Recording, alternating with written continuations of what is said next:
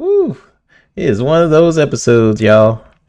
What is good? My name is 3-Bit. Having all you're just gonna see things happen to the layout and everything, because of technical difficulties. But it's all good. You can hear us, so that's what's important. But appreciate everyone for dropping on in. We have Game Adaption Newscast and Nisa Hauer dropping on in. This is Pixelated Echoes. This is episode April. This is April 21st. We're on episode 40. So big jump, for sure. We're finally in the 40s. This is crazy. So in the background I'll be like messing with some stuff. So if you just see things flickering and me moving stuff, don't mind it. Don't mind it. I'm fixing things. Oh, see, woo! We're back in our boxes. So yeah, I appreciate everyone for dropping on in. Happy Easter, everybody. This is going to be a interesting show for today. Xbox just dropped. Well, they've been talking about Outer Worlds too. We'll be talking about that. We'll be talking about Bungie and Marathon. We'll talk about the Phil Spencer article. Talk about Nintendo doing Nintendo things. So it's going to be a good episode, and appreciate everybody for tuning in. So always appreciate it, never expect it. Shout out to the audio homies as well, future viewers. Y'all are the real MVP. And Fuzz was on a show earlier with Hargeet and the crew, and that great show. Definitely go check it out. They're probably going to drop people on in later on, and it's always appreciate Web Dave bringing people to the chat. But yeah, let's get into some of the intros. We got the man, the myth, the motorsport magician, my good bud, the Fuzzy Belvedere, my co-host. How you doing today, man? And what have you been playing this week? What have you been up to? I'm doing great. Happy Easter, everyone. For those that celebrate, didn't do anything special this weekend or anything like that. Just wife's all off all next week, so just roast chicken, stuffing, and spinach kind of thing. Kids are grown, so they're out and about, doing their own thing on the holidays. But yeah, just playing. Well, rolled credits on South of Midnight, so I'm glad I did that. I love the game. I want more of Hazel as far as like seeing let's say her progression after this story into like a sequel. I really hope that they continue the story at some point. Whether Compulsion Games does a totally different game after this, or they do a sequel, I'm all for it. But at some point, they definitely need to revisit and continue the story.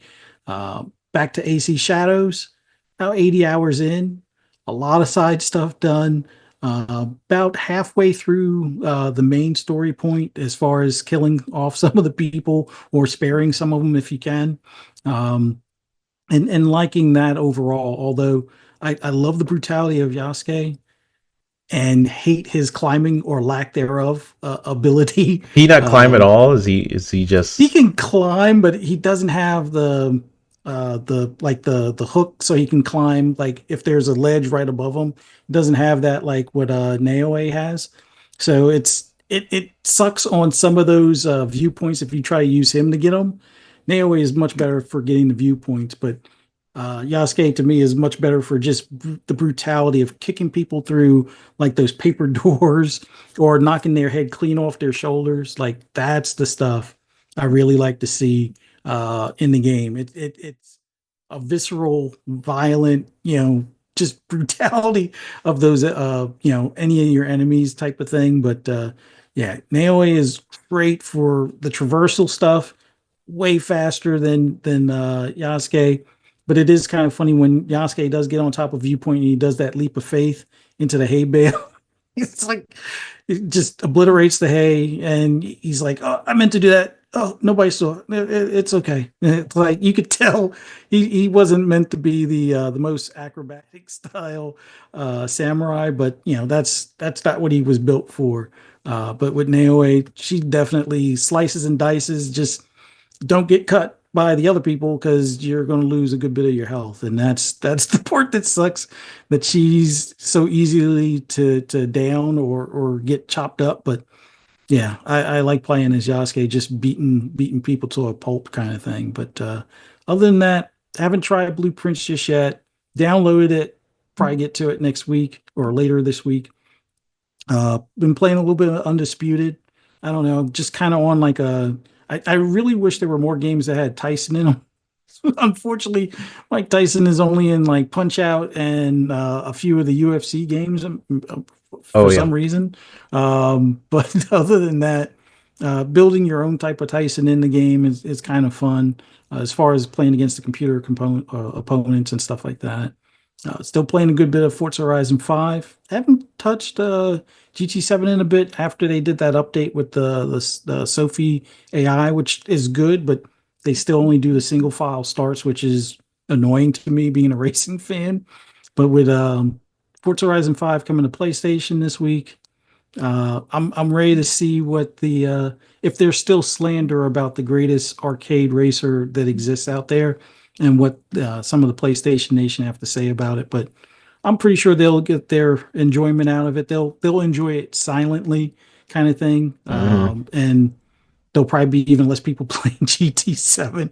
But we'll see how that winds out. But how's your week been? What have you been up to, and what have you been playing? Yeah, I was saying on Xbox Ultimate, I felt like a fake gamer this week because um, I only had a chance to play a little bit of South of Midnight. I'm on like the I don't know exactly what chapter I'm on, but it's af well, how much do I want to spoil?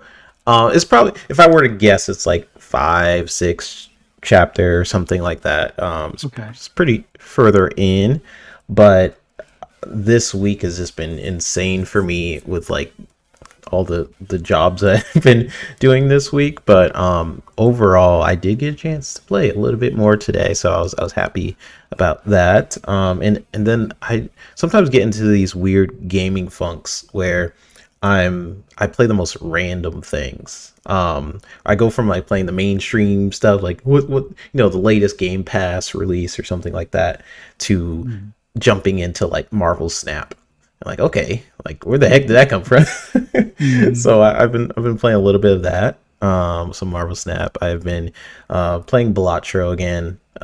Getting back into my casual gamerness. And then I played a little bit on original Xbox, Tony Hawk Underground.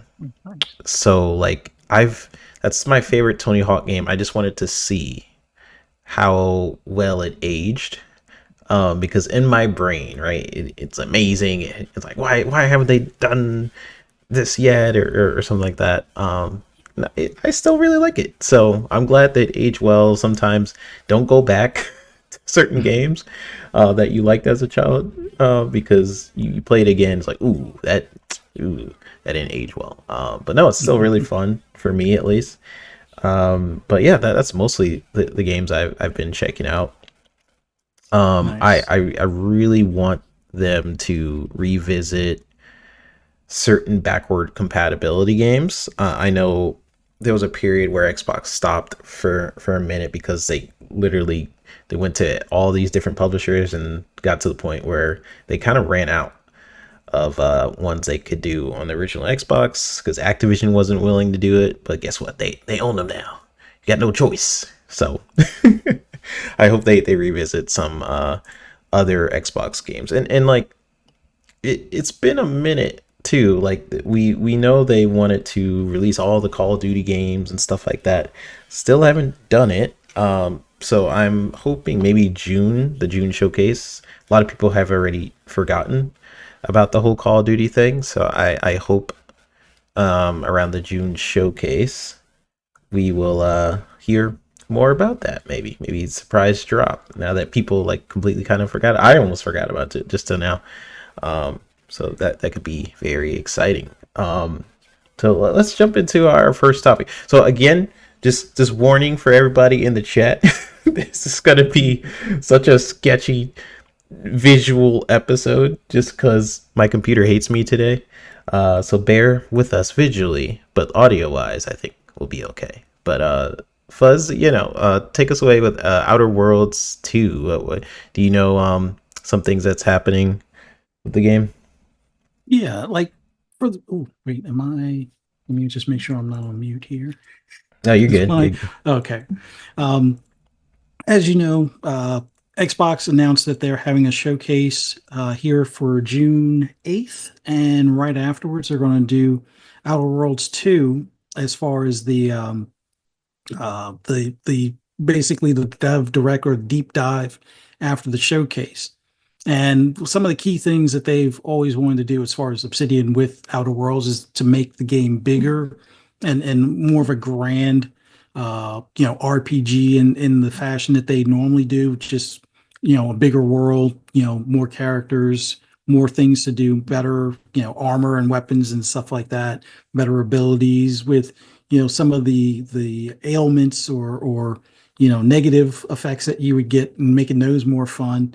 But I think the big thing everybody's excited about the June showcase. A little bit different, not in person this year.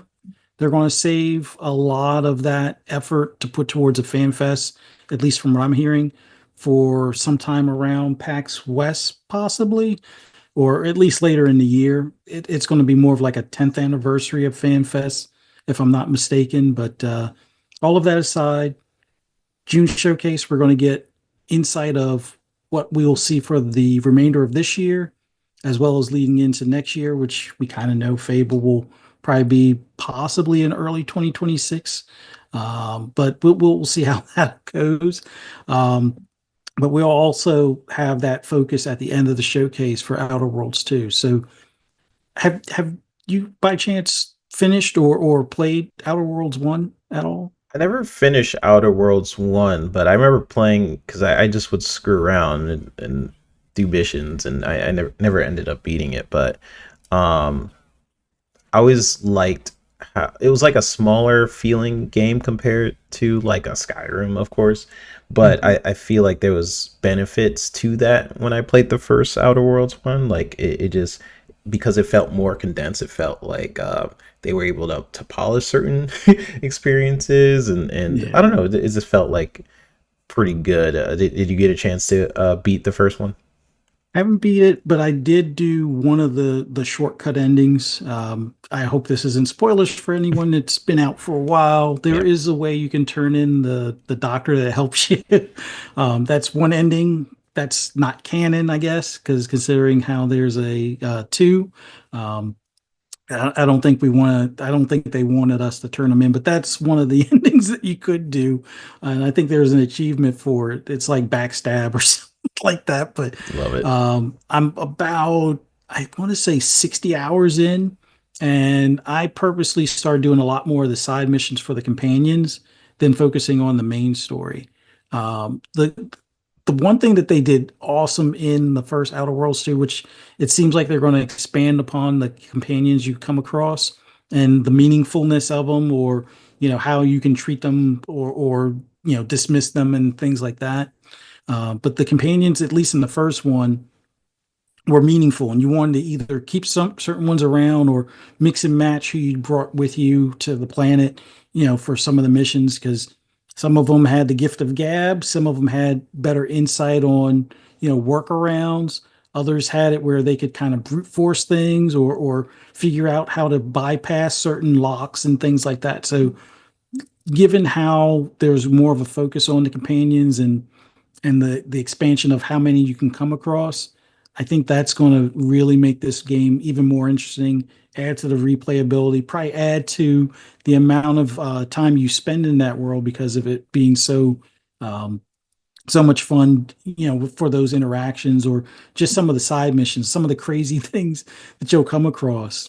And it seems like they're going to spend more time on like special weapons, special armor, things like that, that, you may get as a reward working on some of the side missions for the companions, or having it where you're just doing more exploration in an area and you just happen to find, maybe a chest or something like that, or a lockbox or an abandoned police station or something along those lines. So it's like it feels like Obsidian took everything that they learned from Outer Worlds 1, heard some of the feedback of people really loving the game and loving the expansions that they did as far as the DLC and stuff. I think the only thing that people, I wouldn't say had a complaint about, the only negative from Outer Worlds 1 was 50, wait, no, Private Division, I think it was the Oh original yeah, yeah. publisher for it. Hmm. And it kind of sucked if you wanted to get like the updated edition or the complete edition. You had to like instead, or no, the upgrade. It wasn't like a free upgrade, which normally Smart Delivery would take care of. Private Division wanted their money, being part of Take Two, so that kind of sucked for a bit. But I think all of that is over and done with. So if you haven't already did the upgrade, I think it's available through Game Pass now or through Xbox without having to, if you at least if you bought the more complete edition, I think it's all included with that. But yeah, looking forward to Outer Worlds 2. Anything that you remember from Outer Worlds 1 that you would like to see either done differently in Outer Worlds 2, or that you would like to, or potential things you'd like to see from Outer Worlds 2 from, Yeah, your previous playthrough of 1? I would say like overall, I like the sort of tongue-in-cheek kind of humor. I mean that has come across in the trailer as well. Like the trailer is kind of popping up on the screen, and yeah, and it cuts off every now and then. But like where they're like, we made Neverwinter Nights 2 and Fallout 2 and whatever 2, and now we're doing another I love that, and I hope in the game that comes across even more. But it seems like even in the how they experiment with the different weapons and stuff, like it just seems fun. And I'm glad that it doesn't take itself too seriously, because it's like we have like these sort of different genres within the Obsidian world. Like we have the Avowed, we have the Skyrim, and it's like almost becoming its own identity in a way, which I really appreciate, that they don't venture too far into one or the other. It's kind of like becoming its own thing. And I think with the sequel, that will be even more prevalent, where it's really just finding itself. So, and it was at an interesting time because, like you said, with like Private Division and what have you, like they were just being purchased by Microsoft, made some caveats with their budgeting. Like their budget was probably a lot smaller with the first game. And now probably have a way bigger budget with the support of Microsoft. It's going right into Game Pass, things like that. So I am really curious on. I'm always curious about like how Microsoft influences these studios in general. Like what does that mean for the game? Like Hellblade 1 to 2, we've seen like a huge graphical leap because of Microsoft. Yeah. So I think where it's just interesting to see with this one, with the first game to this game, what was Microsoft's influence in terms of production. Um, I also love the fact that this is giving the Starfield Direct style rollout. I like how that's becoming a thing now. Like it worked really well as a template for that first go around. Like you had your show, you had your bangers like boom, boom, boom, boom, boom, and then you tease every now and like stay tuned after the show if you want. You have a whole uh, showcases dedicated to this one game. Mhm. It worked so well for Starfield, and Starfield was a fantastic game to present for that long. So I'm interested in what they're going to show for that entire hour. Like how in depth are they going to go with this game? Mhm. And there's a reason why they chose this game, right? I have a feeling that it's going to surprise a lot of people. It's cool that it's coming out this year as well. And yeah, if they could just keep that smart writing that they're known for, that RPG sort of choice structure, and just expand the scope from the first one, I'm happy. Like I was already Mhm. happy with the first one. It just came at a point where I was playing a bunch of other games, but like um, I there wasn't much I disliked about the first one. I thought like it felt smaller, so I was like, ooh, this would be cool if it was like a little bit bigger. I think that was my Mhm. only thing that just thinking back to my playthrough of the first one, I was like, oh, I wish it was a little bit bigger, but dang, this is cool, right? Yeah. So I think that was my main complaint of the first one. It's been a while since I played it, but it seems like my complaints of the first one is being addressed in the second. Like it seems a little bit bigger. It seems like they have more weapons. It seems like they're hidden on a couple different places. So I'm excited. Yeah. I'm pretty excited about it. Again, like the presentation style, I'm glad they're going back to that. It makes me excited for what they're going to show in the upcoming showcase. Like if this is like the main headline show, what the heck are they hiding for the other ones? I may know a couple, but I'm not an insider. He's Okay. sworn to secrecy. Yeah, sword and secrecy. So we'll see what ends up being there. But there's so many games in development, Fuzz, like from Xbox, like Blade, for example, right? This one, bam, like, oh shoot, I forgot about Blade. Yeah. There is man, what's that one with the racing, or it has like cars or something, and it's like they just showed a teaser of it. Well, I know Contraband. Contraband. Fingers crossed that we get to see something about Contraband Yeah. too in the showcase. But yeah, there's third party partnered stuff, and then there's the first party partner stuff, or the first party stuff. But like they have, I think they're hovering around 40. Well, no, it's like 30 studios, but like 40 plus teams, because some of the studios have multiple teams, each one of them working on a separate project. Some of it's DLC stuff, some of it's expansion stuff, but like so many studios working on things, like I can only imagine how hard. Like now we get to really see what Matt Booty was talking about back in 2022 when people were picking at him because he was like, "Oh, I need a spreadsheet to figure out all these games," and it's like now we see all these games, and I think even just looking at next week, like potential of Oblivion next week. We got Expedition 33 next week. And there's like 5 or 6 other games squeezed in that are like smaller games, like Blueprints, or I think that's what it's called. That one just dropped. That's a nice indie game that's getting a lot of praise now. But this showcase, I can't imagine, like, let's say it's 90 minutes or an hour to, hour and a half kind of thing. Um, how much they could squeeze in there. Oh, and by the way, we're also going to have Outer Worlds 2, which is coming later this year. Like I think our backlogs are already suffering at the current moment, Insane. but I'm definitely looking forward to what they got to show at the showcase. But ending it off with Outer Worlds 2, I think that's going to be a nice signifier of how this year is going to wrap up. 2025 is already, like, it feels like it's balls to the wall with you got Doom next month or in like 3 weeks kind of thing. They've already had South of Midnight, already had Avowed, and then you got 33 Immortals. I know it's a small indie game, but it's a nice indie game that's you know a big co-op game. I mean, it's hard being, if you're trying to do solo and stuff, but it's an awesome little game.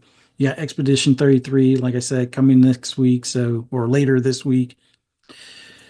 Yeah, this is a big year, and the showcase is probably just gonna, knock us upside the head with a lot more games, just to kind of finish off the year and get us ready for 2026. But yeah. Yeah. It's gonna be insane. Like the June showcase, I'm hoping to get more news on Halo, what they got cooking up for Mm, Halo. I mean, we seen that they yeah. had like a teaser for the Halo to Unreal Engine. It looked great. And I imagine that was only a few months of work. So I imagine like they figured out a lot more with shader wise and what they could do with Halo on the Unreal Engine. So I would love to see updates on that. Mhm. And I bet you the pipeline for Halo is now a lot quicker being on the Unreal Engine. So like Yeah. I felt mixed about putting a game like Halo on Unreal Engine. Like development wise, it's going to be a lot faster. A lot more people know the Unreal Engine. I think 343 was caught in this weird circle bubble of like, I'm going to release, gonna put a bunch of developers on this, but their contract, and then they have to be on contract for like 8 months, and then like, well, you're done, I guess, and then hire more contractors, and then they have to relearn everything from scratch, and it's a brand new engine. You can't learn it at home necessarily. I know it's technically the Blam engine from Halo 1, but it's modified. Mhm.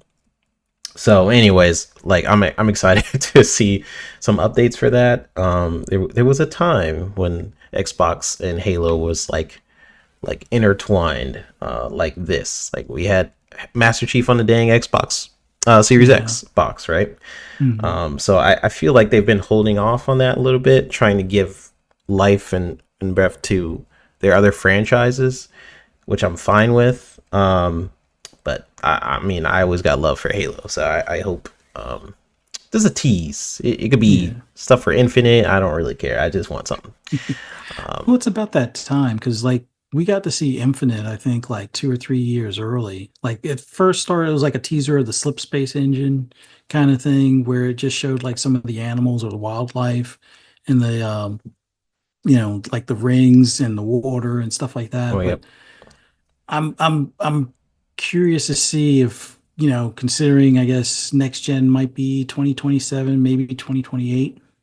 It feels like it's about time for us to see a tease of what, the next Halo might be, kind of thing. Like something that, just shows the world, whether it's the wildlife again and, some of the scenery stuff. But yeah, I'm hoping they or at least Halo Studios, I guess is the new name, Oh, yeah, yeah, yeah. that they have at least something to, kind of get people hyped for the upcoming title and stuff like that. So Yeah, even if it's an announcement of other Halo games, which I've been wanting them mhm. to do for a while. Like, I love the first person Halo and everything, but it's such a massive universe, and it's missing potential just because like Halo is such a massive universe and you're restricting it to like one thing. So I would love for there to be a horror Halo game, an Mhm. RPG Halo game, you know.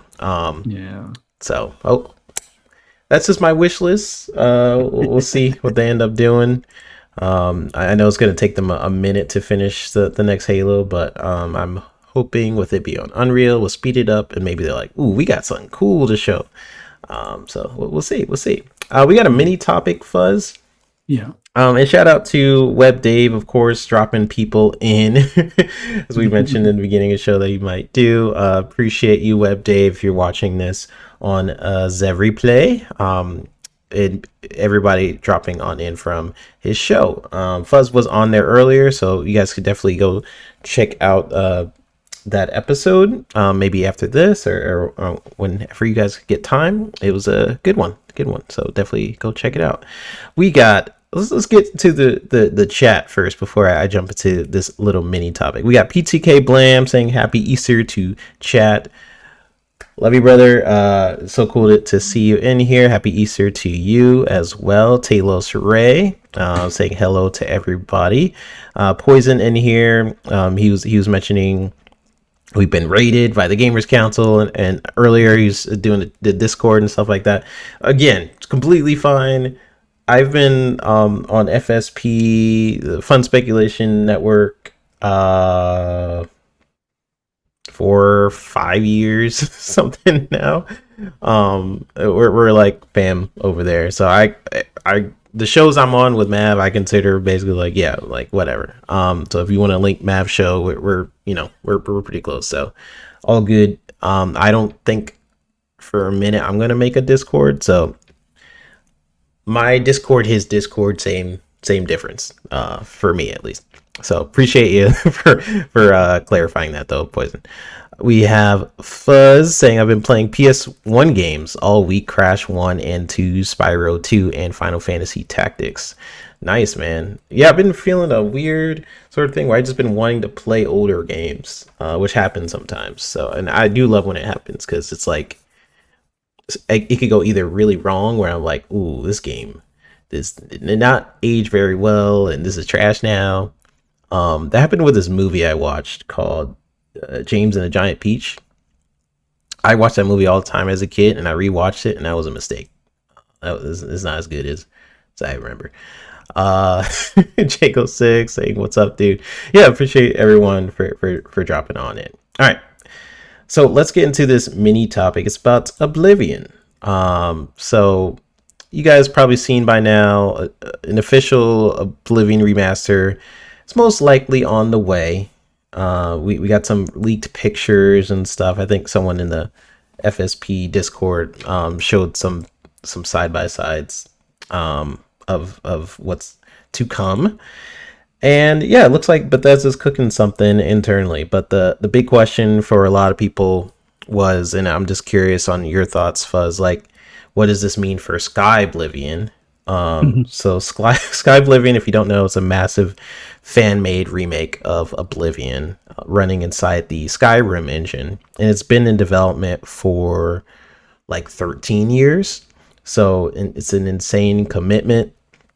That is a long time to be in development for, right? And the developers, they responded to the official remake news, and their energy was pretty positive. They said, and I quote, this is from K Rebel, the lead on Sky Oblivion, saying, "This changes nothing for me. This was always a passion project and still is until the end." End quote. But he did then added, quote, "For the community, it's a win-win. You get twice the amount of Oblivion this year. All love and no hate toward the people who made the official remaster." End quote. So yeah, nothing but class. Like, I'm thinking about it. If I okay, let me just think about this for a second. My favorite game is Bully. One of my favorite games. If I just started, like, let's say like 5 years ago or whatever, I'm like, okay, screw it. Rockstar is not going to make this dang game. I'm going to make it, you know? And they seem fine with it. And all of a sudden, Rockstar's like, I guess we'll make it. And it comes out the same dang year that I've been working on for all this time. And then they finally decide to do it. I would feel some type of way. I'm not going to lie. Because it's like you chose all this, you had all this time to release it, and you chose the same dang year. But no, I think it's going to be interesting to see both. A lot of people are looking forward to Sky Oblivion, and a lot of people are looking forward to Oblivion Remaster. Most likely, I will be playing the remaster over Sky Oblivion, just for ease of access reasons. As my PC is freaking out. Look, PCs are so unpredictable, right? Yeah. Like even during this episode, let me show you guys, right? You see this screen? We're supposed to be driving, and it's paused. We're just stuck. I'm on top of the car, and Fuzzy's trying to shoot at these zombies and stuff, but we're not moving. And this is just PC problems. Like, I can't explain it. It just, every time I turn on the PC, it could be flawless, and then other times, not so much. So I will be playing Oblivion Remaster. But I might check out Sky Oblivion. We'll see. But Fuzz, I just wanted to get your thoughts on like the whole situation of Sky Oblivion. Are you gonna check out the Oblivion Remaster? What are your overall thoughts, man? Well, for one, I'm glad Bethesda is more the way they are when it comes to fan made content and things like that, and even mods in general. They're a lot more willing to work with some of the fans, or at least stay out of the way to some extent, in comparison to Rockstar. Like if some don't remember when Rockstar did that remaster of where it was like San Andreas and like I guess 3 and something else that was being remade. There was a fan version of that was built off of the GTA 5 engine. So that way, I mean, San Andreas is technically in the same location as GTA 5, and fans were making or remaking that game that way. And Rockstar shot that down right away, cease and desist, throw all that stuff away. And there was even, I think, like a fan made version off of the original San Andreas, even, and they had that, kiboshed as well. So all of that said, then they released their remastered version, and their version was worse than the fan made ones. Yeah. The rain was out of whack. The visuals weren't up to par. Like it felt The like models they, look really weird. The art yeah, style is trash. Yeah. yeah, it felt like they phoned that one in as opposed to what the fan made ones were going to be, which the fan made ones seemed like they put more effort. Sure, they were reusing some newer assets to as a baseline, but you would think that that would be something Rockstar would want to do, making it easier or what should have been an easier process for them. And that was the case where the developer and the fans, butt heads, on a regular basis. But with Bethesda, it's great that we're going to get the Oblivion remaster, which will be great for mainly for, I guess, the console portion of the fan base. And Sky Oblivion, it's a nice fan made option for the PC crowd. Like I think the fact that you'll have a choice between the two, where it's the original one with a lot more modern, updates from a fan standpoint. So typically you find that some of the stuff that fans would request changed or updated are going to be addressed in the fan made one. Not Yeah. knocking Bethesda at all. I'm pretty sure there is going to be a substantial amount of updates that are, above and beyond the visual stuff that they're doing in Unreal. But yeah, you can't really lose. Or like the one fan dev was saying is that it's a win for the Oblivion fan base in general. You have multiple options, and like I said, from a console standpoint, I think you'll probably only have access to the remaster. But from a PC access, it's like take your pick, and it might be worthwhile to play both of them and have totally different outcomes and some visual differences and things like that. Now I know a lot of people will probably crap on fan made stuff versus official studio stuff. And yeah, to some extent, the visuals in a lot of cases from the studio will probably be better. But I've seen fan made stuff, at least on other games like, Grand Theft Auto and stuff, where the fan made stuff winds up being better in a lot of Yep. cases. It's just that they get that cease and desist before, Rockstar tries to make money off of, the minimal of updates type of thing. But it's cool that Bethesda's doing this. It's cool. I mean, it kind of sucks if it was making it completely broken for the fan made one, but from a PC standpoint, I think there's still going to be, a path for it. The London thing, I think, was a little more broken from their update of Fallout 4. So that kind of broke a lot of stuff for them, but I don't think that's going to be quite the case. But we'll definitely see. But either way, looking forward to possibly next week of seeing Oblivion, because that's what the whisper is. At least from like Jeff Grubb, who gets a lot of stuff right, some Yeah. stuff wrong, but a lot of stuff right. Um, it's going to be a packed week next week. I mean, Expedition 33 is still coming to Game Pass day one. Gosh. And if in the remix is going to be, or the remix, the remaster is going to be in Game Pass as well. So it's like we're eating good. It's just you got to take your pick on what you might want to play. I like the way Expedition 33 looks like. I'll be honest, because I was a pony during those years when Oblivion originally came out. Hmm. I didn't play the original one, so I'm definitely going to dive into this. But I got to figure out which one I'll dive in first, whether it's Expedition or Oblivion, and that might be a coin flip for me, because they at least the screenshots I've seen so far of Oblivion definitely look more of like what I would like to see in a RPG, a more modern look. Not that the original one looked bad in any way, but looking at games of today now, yeah, I this is going to be a pretty exciting release next week or fairly soon or whenever it drops. Yeah, I hope the rumors are true. The Susa says in chat, like, so do people like Oblivion or Skyrim, or question mark. I actually beat Oblivion, never finished Skyrim. I'll say a lot of people like me dove in to the Elder Scrolls universe with Skyrim, I will say. But a lot of people have love for Oblivion.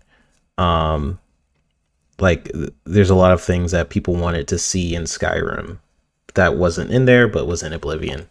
But I don't know. I played both. I played Oblivion and Skyrim. I freaking love Skyrim. I poured thousands of hours into into Skyrim, more than Oblivion. Um, but I think that's why I'm actually really hyped to check out Oblivion this go around, because I played Oblivion on the original Xbox, and I don't know. I was usually like playing Halo around that time. I was like mostly into like first person shooters at that time. I don't even think I really understood like RPGs, because you just think about, like, I was probably 10 or something when I played Oblivion. I think I was like 10 years old. So it took me a minute, when it was like 360 era, et cetera, et cetera. But yeah, it took me a minute, and then by the time I started appreciating RPGs, that's when Skyrim was out. And I feel like that was the thing for a lot of people, but I could be wrong. What do you think, Fuzz? Do you think people are synonymous with Skyrim or Oblivion? I hear a lot of people speak higher of Oblivion, but there's no questioning how popular Skyrim has been overall. But it seems like those that have played both, a lot of, oh, I won't say all, but a lot that I know of seem to hold Oblivion at a higher regard. I Yeah, don't know if it was just the way some of just the new mechanics in general, or it being a newer or a different take on like a high fantasy type of deal. But yeah, I don't know. I'm looking forward to at least trying Oblivion. Like I'm also another guy that didn't play Skyrim, but I think my intro is actually going to wind up being Elder Scrolls 6, more so than anything. Like I think that's where, like, this Oblivion is going to give me the first taste into that story base. But like for Skyrim, I at some point I will revisit yeah, please do. Skyrim down the Yeah, road. But it's like Elder Scrolls 6 being the more modern take, especially after like me being more of a sci-fi guy, and how um, excited as well as just enjoyed Starfield, like the persistent world, knowing that I can drop off a contraband briefcase on a planet and then come back later, like hours or saves or even weeks later in a save, and come back to that same planet and still be there. That stuff you just can't find in many games other than Bethesda yeah, games. And I, like I said, not really the high fantasy guy, but after getting acclimated to Bethesda's type of game or the way their games are, Fallout 4 didn't really jive with me at first, but yeah, I'm definitely ready for Elder Scrolls 6 when it comes out in 26 or 27 or 28 or whenever it comes out. But this remaster for Oblivion, it's going to give me at least my first taste into that world that's freaking for cool. their high fantasy stuff. So Yeah, Sappho also mentioned, he says, I skipped Oblivion, so this is actually a new game for me. So I feel like for a lot of people, first off, this makes sense, by the way, to remake rather than what Sony does like every freaking 4 years. Those don't make sense to remake. This makes sense. This was like 2 generations ago, that people have experienced Oblivion. So I think, for a lot of people, this is like going to be their re-entry into the franchise. Is also smart because, it's like getting people hyped for the next entry of Elder Scrolls, and maybe sometimes it does this weird ripple effect. Like this might cause more sales for Skyrim. you know, it can do that weird ripple thing sometimes. But yeah, I've never beat Oblivion. but I did play it a little bit as a kid, but it never clicked with me the way it did with like Skyrim. Um, but now that I've invested a lot of time into different RPGs and stuff, I bet you it'll click pretty hard for me now. So it's good time for games, and I almost hope it's the rumors aren't true that it's next week, because goodness, I need time. I need freaking time. But I would be pretty hyped if it is next week as at the same time. So yeah, let's jump officially into our second topic. This one is dealing with Marathon. So we didn't get a chance to talk about Marathon at all. So I'm actually really curious on your thoughts, Fuzz. Because we took a break last week because I had family stuff, job stuff, bunch of different things. So definitely curious on your thoughts. But we're gonna get into the Marathon conversation. So Bungie dropped new details for the game Marathon, and to me, I am liking what I'm seeing, but it is unfortunately giving me Concord vibes. So Marathons is it's going to be a premium paid experience from an article I am reading, but not at the full $70 price point, which is cool in theory. Kind of a halfway step between free to play and full retail. But it also tells me, this is what they're saying in the article, they're testing the waters in a very crowded space. So yeah, like when I was watching this, I'm like, cool. It's like another sort of stylized multiplayer shooter. I hope it doesn't get shut down super quickly. And to be fair, Bungie is they are they were at one point one of my favorite studios for how they handled first person shooters, how they kind of treated it differently. Like you had these different buckets. You had like Call of Duty, which is like this Twitch sort of shooter. You had Battlefield, which is like it's like almost a Twitch, but it's more so like it could be a little bit more tactical, more about the destruction. And then you had Halo, which was like a different bucket. It was slower, but it was like more tactical. Is more about your movement and outmaneuvering somebody. Like someone can shoot you first in Halo and you could still win. If someone shoots you first in COD, you're just dead. And you have to like run back to that point, right? So I always loved how Bungie treated Halo as a franchise. But it's been a minute, and a lot of things have happened since Halo. And so for me, it's slower tactical pace. It does feel like a breath of fresh air in a sea of these twitchy shooters. The visual style also feels pretty different. It's got like this surreal, painterly vibe. It kind of reminds me of that Love, Death, and Robots episode, The Witness, if you guys have seen that, and a couple other episodes, honestly, too. But it's like this sort of cartoony shader meets anime cyberpunk color tones. So it's weird, but I do dig it. It's definitely different though from when they first showed. I did like that aesthetic a little bit more. It had a little bit more detail. This one is a little bit more smoother, but I think I could probably get used to it. So yeah, it has this bold aesthetic. But I guess the big question is, will this stick? Or are we just seeing another live service launch with this promise only to like fade fast kind of a deal? We do know like people can use their pedigree. This is Bungie, they did Destiny, and this is going to be like their next big thing. I'm personally not feeling that. I mean, Destiny came out at a different time. It was like it was almost a first in that kind of field at the time. Like it was a new pocket, but now we're in this pocket where there's so many different shooters out there.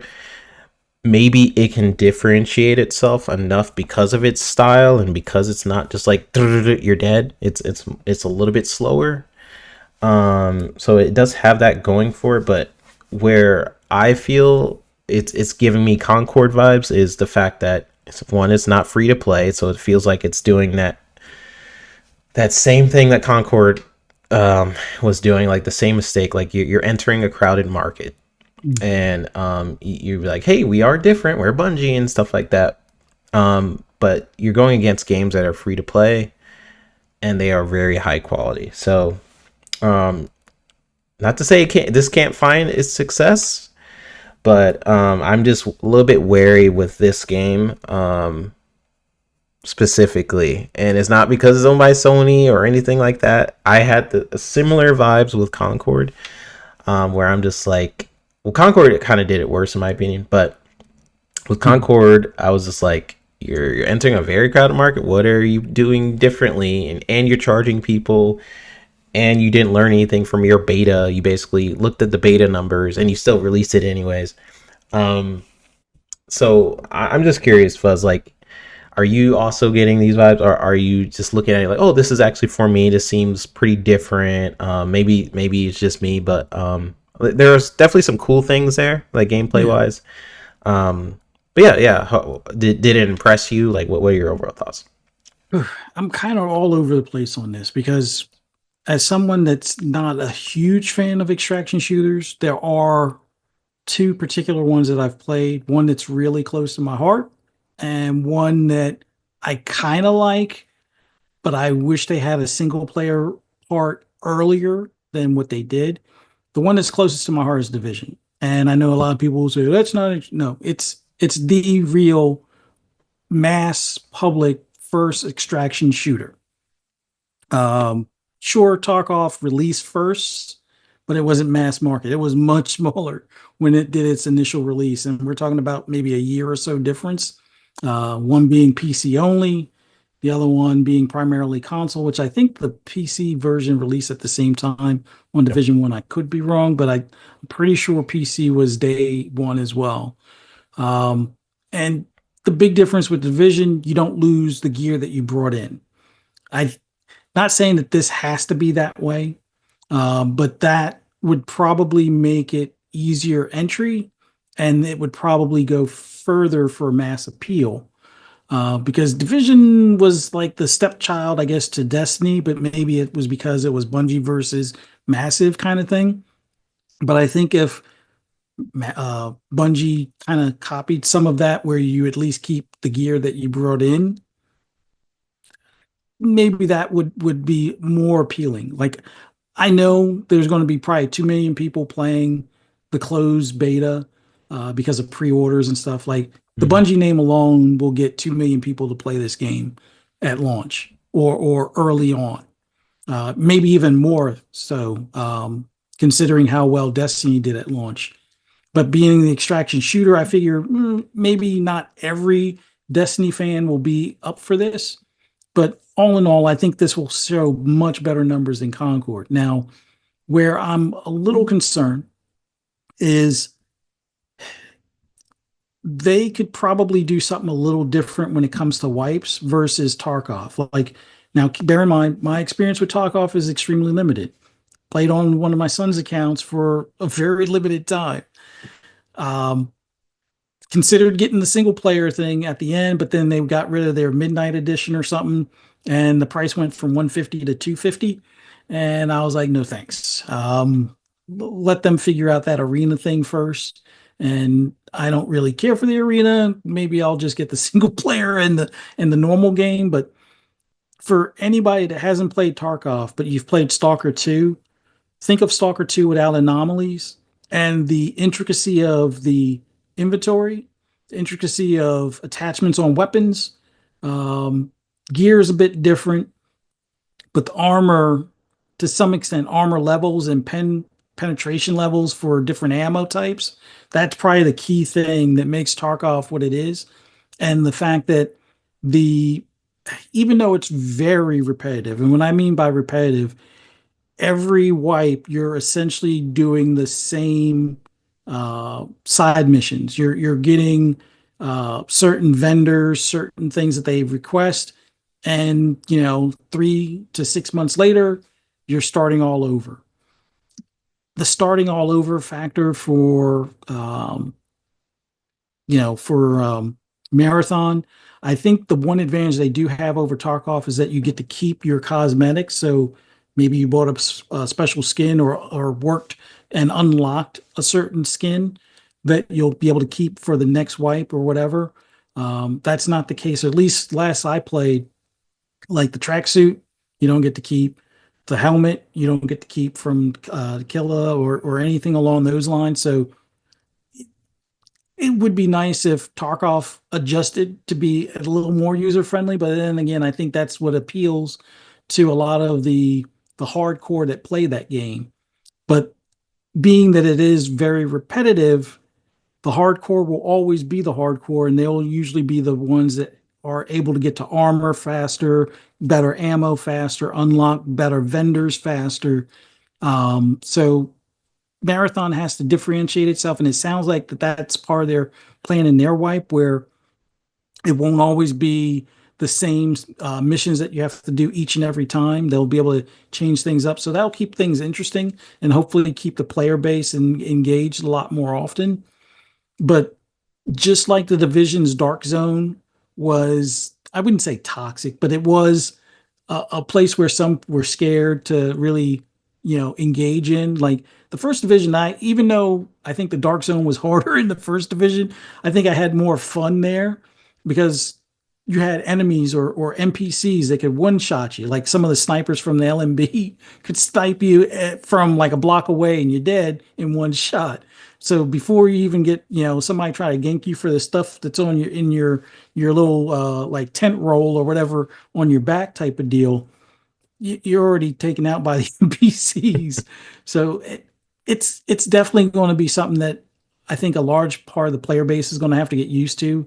It's not like your typical PvP from Destiny's PvP or their trials and stuff like that. So I don't know. Is it going to be for me?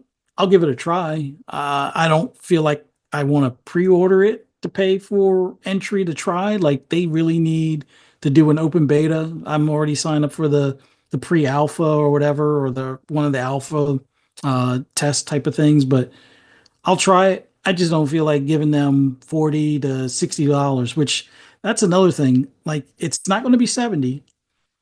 Some people that I trust that are well within side, like not true insiders for PlayStation, but those that have a lot better insight are saying 59.99, not 39.99, which already seems even more sketchy because considering Concord died at $40, if this is going to be 20 extra dollars, how far is it going to go? I mean, sure, it's the Bungie name, it's the Bungie mechanics and Yeah. gunplay, but is it worth the extra 20 if my sources are correct or accurate? But we'll see. We'll see if it's 40, we'll see if it's 60 or somewhere in between. Um, Honestly, I think they would probably go further being free to play, especially considering this is Bungie. We know microtransactions are not a far fetch, and we know how they were towards the later parts of Destiny 2 with some of their microtransactions and things. So I don't know. I know for me, someone that played or bought Bungie or Destiny 1 when it first came out and didn't buy Destiny 2 until after it was in Game Pass and bought a couple of expansions and stuff.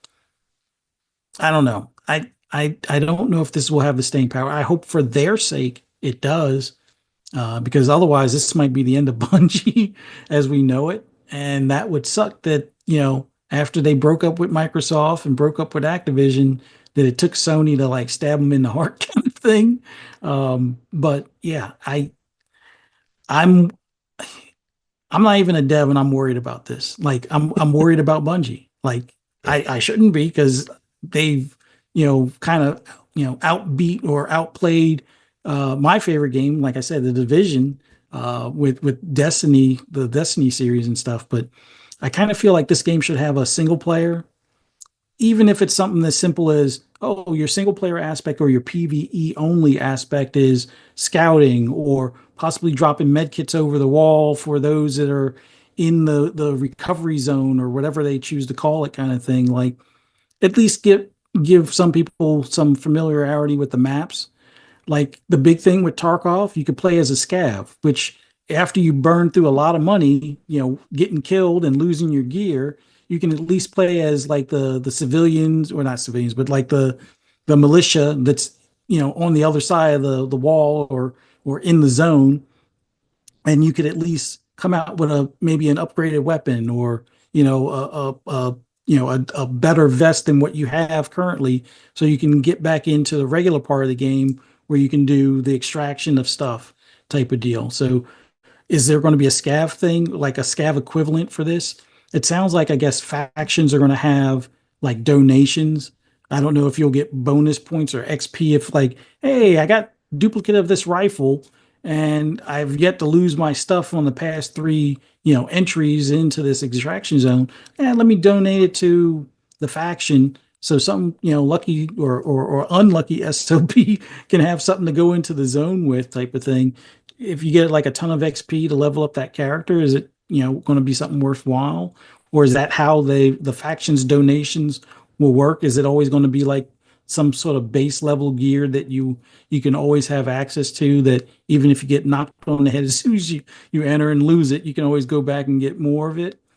There's more questions I have for how this is going to all play out, but I just, my gut's telling me Concord 2.0, Yeah. and I don't want it to be that, because Sony spending or wasting 400 mil, whether you want to believe whatever the numbers are for what it costs for Concord, 8 years of development plus the purchase of the studio, and then having to refund, the 25,000 copies that they actually sold, that cost them somewhere close to $500 million, if not more.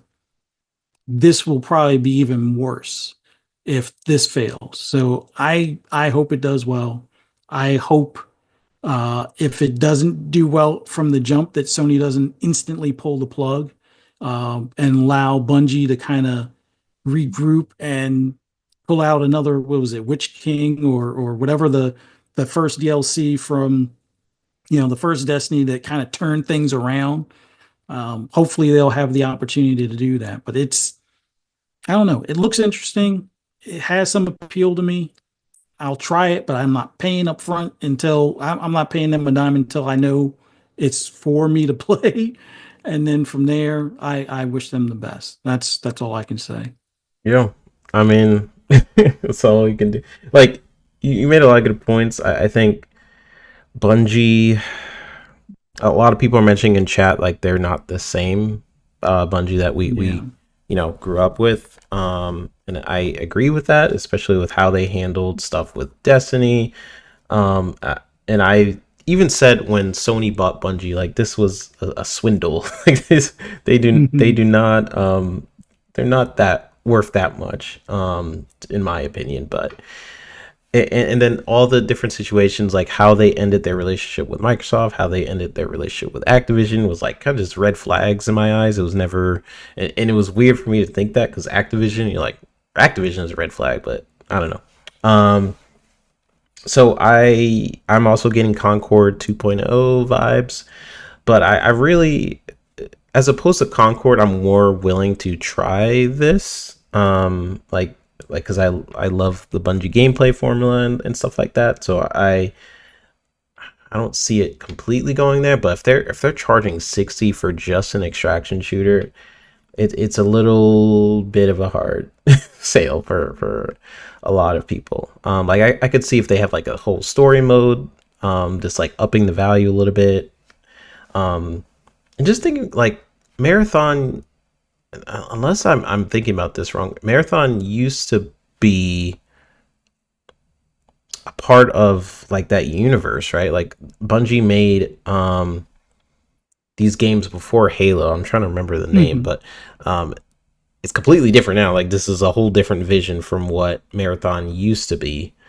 But Yeah, if I'm not mistaken, wasn't Marathon kind of like Doom, but for Apple, or yeah, for it was. Apple computers back in the day? I think that's kind of the avenue it was going. It was still a first person shooter, but Yeah, it was more like on par with Doom kind of yeah, thing. that's what I remember it being like. And I was, when they first announced like they're working on Marathon and stuff, I thought this was before any news came out about it. I was thinking like, oh, they're gonna make like a really cool story based thing, like their version of Halo, maybe.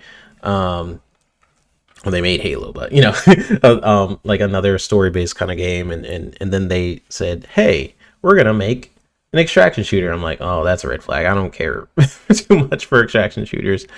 And yeah, a lot of different flags are popping up for Marathon for me personally, but just from the gameplay, it looks fun. It looks like I could have a good time with it. I just long standing wise, I'm not sure. I'm not sure. Let's bring out some the chat, because the chat is bringing up some good points. Poison Maniac says, agreed, Ray, $60 for a strictly extraction is a bit of a hard sale. Yeah, it's basically what I was saying. Ray Old says, if 60, it'll be DOA. Sappho says that Bungie is gone, but count on the media to toe the line for Sony. I'm willing to bet they will be out in full force advertising Marathon, giving it 90s and stellar reviews. Yeah, we can predict that, right? We don't need to Mm-hmm. speculate on that. It's probably going to happen. Media loves Sony. They will protect Sony. So we'll see. They were protecting Concord. So it's not that far fetched. They're Yeah. basically saying like, it's like, oh, you know, it lasted 2 weeks, but that's okay. It was still quality, you know. So yeah, it's gonna happen regardless. Mac 22 says time wasted in Destiny for me. 3,316 hours. 54 minutes. Legendary clears on every single Halo. You said like you're talking about Halo or Destiny? Because you say legendary clears on every single Halo, including 5. I don't know the way you I phrase think it. it's a combination of both. He probably did all legendary clears on Halo, but also like 3,000 hours in Destiny. I wouldn't be Oh, okay. surprised because I'm not even that big of a Destiny player, and I know I got like 1,500 plus, but then again, I got the 3,000 plus in probably just in Division One, and probably more than that in Division Two. Yeah. I'll have to check, but yeah, there's a lot of people I know that like even PTK. I know he's played a lot more Destiny than I have, and he's probably somewhere between 2 and 3 on the first one, and probably another 2 on the second one. So Dang. Yeah, I've always wanted to jump into Destiny, and it just never worked for me. That's literally the only reason why I didn't play it. Because Activision servers and my old router and stuff were not uh, good friends. And then I was like, okay, well, I don't want to buy a new router just to play one game because it worked for every other game. So I'm like, well, oh well. Um, we have Calorie saying, don't forget, Bungie greenlit Concord and canceled Last of Us Factions. I don't have much faith in the Bungie name anymore. I mean, yeah, I don't understand why it was a good idea to cancel Last of Us Factions and then greenlit Concord. Um, that was a bad idea, especially if the rumors are true. Like Sony is looking to Bungie for advice. Like I believe one of the reasons why Sony said they purchased Bungie was for their live service, like advice, essentially, because they don't really have any studios that kind of dives into the live service world. Um, which to me is so crazy when you think about like all the studios Microsoft has. Like a lot of them do live service, right? yeah, And the fact that they bought this one company for like live service, it's like, okay, well, dang. um but Bungie, yeah, they're definitely not in the same spot that they were previously. I do still think there's a lot of talented people at Bungie, so we'll just see how that transfers over, because I know a lot of people got fired. I believe it was like 13-20% or something of Bungie got yeah, let go at one point. um I can't remember when that was, but yeah. It was less than 2 years ago. Like there's family members of people in the gaming space or gaming podcast space that are no longer at Bungie. yeah. So yeah, there was a massive layoff at one point. Sony basically had this thing where they're basically watching Bungie with like hawk eyes. Hmm. to make sure that this game is a success. If it's not, then they can do things to reorganize Bungie or something like that. I can't remember exactly what's happening there, but something like that. So we'll just hope that Marathon is a success. I never, want a studio to fail. I never want anything bad to happen. I love playing games. I love all that different stuff. It's just some red flags that are popping up, and I'm hoping I'm wrong about them. So we have Fillmore Pockets saying that's why I wasn't sure about the finals. You kept looting after the game. You guys are talking about the finals. Yep. Calorie says Sony doesn't have the intestinal fortitude to make a mediocre live service game into a great one. Yeah, that's the thing about live service games too. Like Destiny, when it first came out, it didn't have all the features, that it did like 4 or 5 years after the fact. So Sony needs to have that patience. Like if this game launches and it does awful, they can't just turn off the servers like 5 days later, right? You're like, oh, we're not getting the success we wanted. I know, and I know Sony's obsessed with that mentality of this premium mentality to the point where they do not want it to affect people's view of them, which makes sense. But at the same time, if you want to dive into a live service game, you're gonna have to build it up. And Xbox has proven that multiple times of like with Sea of Thieves, for example. When Sea of Thieves first came out, bare bones in a lot of ways in terms of its content, and now to a lot of people it's like an amazing 9-10 type game. So it takes time when you're building a live service game, and Sony so far has proven to me that they are not willing to wait for success. They want that immediate success. So yeah, we'll see. We'll see how Sony handles it. Jago6 says if they would have made Marathon free to play, then it would have done better. But coming out with a payload pause is pretty much DOA. Kind of what Fuzzy was saying, like because it has the Bungie name, I feel like that's gonna. It's not gonna do as bad as Concord. The Bungie name is gonna at least carry it a little bit, and then we'll see what happens after that. Unfortunately, again, you are entering a market that is extremely competitive, and you're going against games that are free to play. So you're going to have to justify to people, okay, this is $60. You're going against a free to play game. Why should I buy your game? And they're going to have to justify that with maybe some YouTubers show like why it's such a good game. They're going to have to really pay, like go down and just really show why people should play this and pay for it as opposed to free to play. And that's a hard job for them to do. And it's like they're making the same mistake again, almost with the Concord situation. But Sony, Now, I was going to say for me, I really wish they would have implemented the proximity chat. Like I know they're worried about toxic stuff. You're going to have that in almost any game these days, but two things that would have probably made it more interesting. Proximity chat, because at least in the beginning, you could have those dialogues with other players that, hey, like almost like what you have in Tarkov. I'm a Timmy. I'm just starting out and I just want to do, my side mission stuff so I can get this pistol or get this particular vendor unlocked, and people might team up. I don't know if that's what they want to, completely, go against or avoid happening, but you're going to eventually have it where people can figure out how to get on the same server and probably farm the NPCs and stuff like that. But then the other aspect is it looks like when you kill an enemy, you everything turns into a bag. And I get it that these are synthetic, robots or whatever, but it would have been probably better if you could like break them apart and like take like I know somebody was talking about taking their toe socks off kind of thing. It'd have been better if you like steal their shoes, pick the weapon up off the ground kind of thing. Like, steal them yeah, Jordans. it probably might be a little bit more morbid, that you got a dead body laying there and you're stripping stuff off of them. But don't make it a gym bag where you're just picking up the gym bag, or where you go to revive your teammate.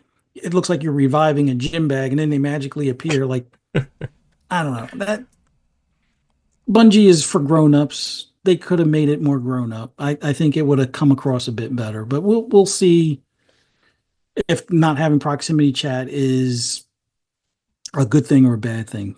We'll see. Yeah, and that's where it gets into the synthetic, robot-y art style. Like, I guess I'll have to play it to see how I'm liking it, but like it looks okay. I kind of was not expecting him to go that route, but maybe it's just something when I'm playing it feels okay. But that whole thing, I hate when I'm looking at the gameplay now. You shoot somebody and then they turn to like sparkles, and then the bag kind of yeah. Yeah.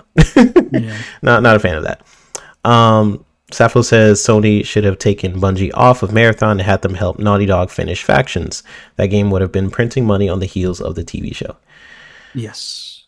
Again, totally I don't know why they didn't do that in the first place. Like, I don't know why Bungie's advice was, and maybe it's honestly a jealousy thing. Like, I'm honestly starting to think that, because Factions, in my opinion, would have done very well. And then Marathon came out like, look, Factions is doing better than like, that wouldn't have looked good for them, maybe. It actually annoys me just thinking back to it, because Factions, that was like a great opportunity for Sony to just stop just diving into the single player aspect of things, but having things as like a package. Like, when you think of Gears of War or Halo, you think of the single player and you think of the multiplayer. But Sony is like, you never know. It's like this is like, we might do multiplayer, we might not. You never know. They treat it as a secondary thing, when they don't have to think like that. And I understand that the studios aren't as into multiplayer as like the Xbox side of things, but I really wish that their standard going forward for a lot of their games was like single player and also multiplayer. Like, they canceled Spider-Man Faction. They just kept going with their multiplayer cancellation. So I don't know. one quick thing I do want to say on that, like, it was an inside job, because there were former Bungie employees working over at Firewalk or whatever, the studio that made Concord, that eventually got closed. Like, they approved that, and we see how it did. And even if, let's say, it was dog water, like Faction, I doubt it, but let's say it was dog water, considering how well people were like, wish listing. What was that, the day before? Remember that knockoff game that was like Division meets The Last of Us? That was like a fake game. Well, it was a real game, but it wasn't the game that they were really showing us. They could have just did that, and Factions would have done better than Concord. Like, all they had that genre where they already owned one of the IPs that they kind of knocked off. Just make a Last of Us game with some Division-like tactics, an extraction shooter. Make it like the Dark Zone meets the Dark Zone from the Division meets the Last of Us, and that would have been a hit, or enough of a hit that on PC it would have probably outdid Helldivers. and we all know how well that did on PC. And on console, I think that concept would have done really well as well. But yeah, they were like, oh no, we can't let that outshine us. Let our, the people that got fired or left here, let their game go out, because when ours does better, we'll be in a better spot. It's like, you guys greenlit Concord but not Factions. Okay, good job, I guess. And some people in chat say like it wasn't. Nisa Howard says, I don't think Faction was going to be a thing. Neo Druckmann says Bungie didn't tell them not to do it, but make them realize that they won't get to make a single player games again. I don't know. I've heard conflicting reports on that. I've seen that Bungie did for sure have influence into the decision, and then vice versa. So I don't know what's true, but what I do know is true is that Sony did say one of their reasons for buying Bungie was for their live service expertise.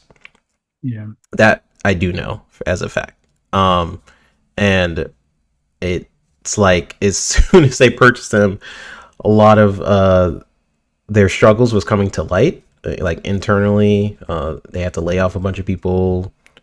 Destiny wasn't in the place. They were definitely fudging some numbers of what they were actually making. So yeah, Bungie being Bungie. So we'll hope this game does well. The gameplay does look fun. The art style is like hit or miss for me. I'll have to like play it and experience it. It does give me Love, Death, Robots vibes, which is always a plus.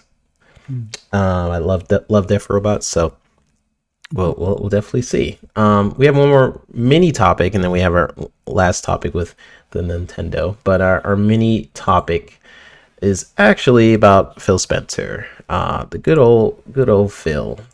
Let me put this up. All right. So yeah, the quick one that caught my eye. Phil Spencer sat down with Variety.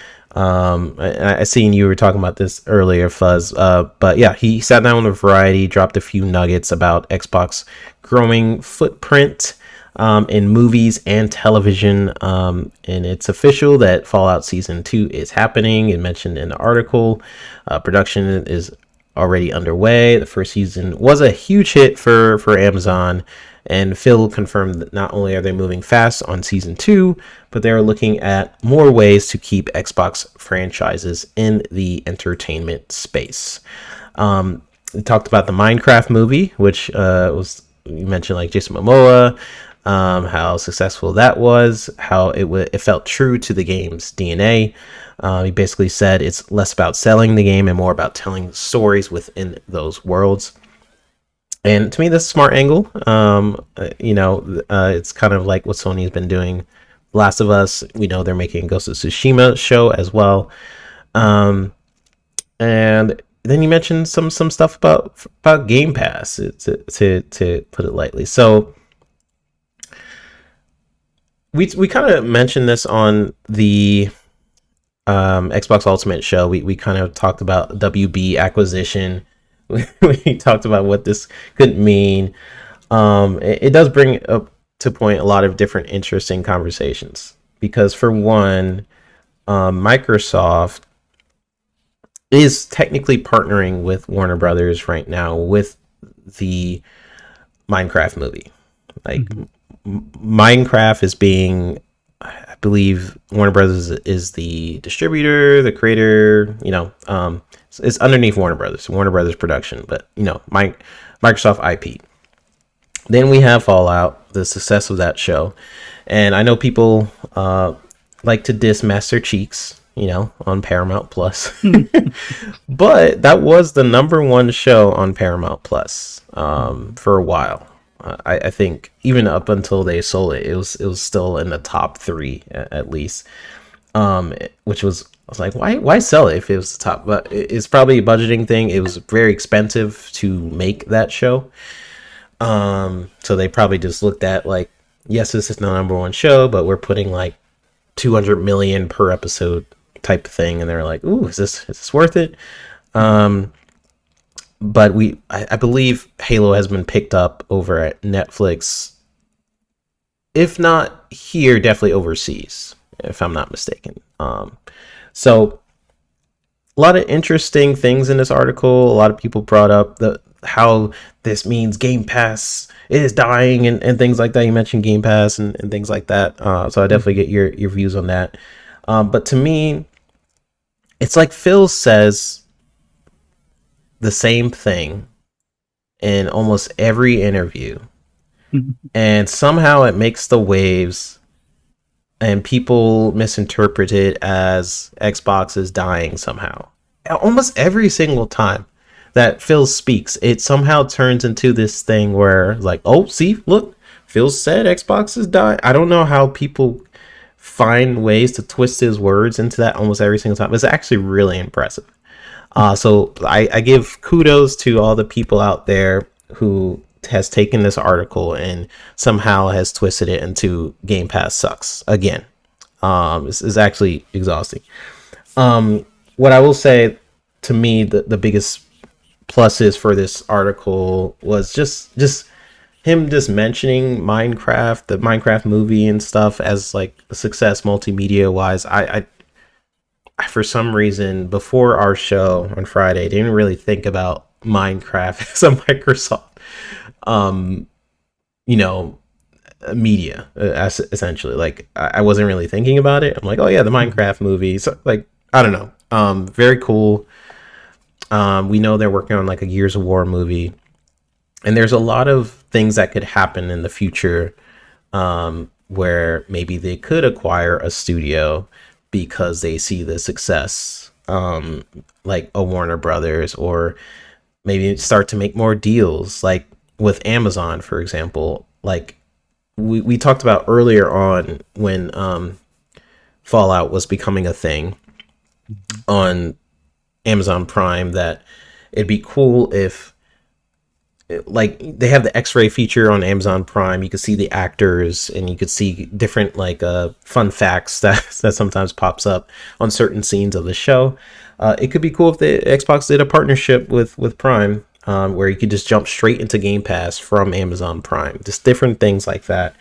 I'm sure that they're thinking about different way to cross media. We've seen Sony find success with that as well, with the Last of Us TV show. We've seen Sonic become a huge thing for people, like breaking box office records. So the time that video game movies are bad, they're not over, but they're almost over.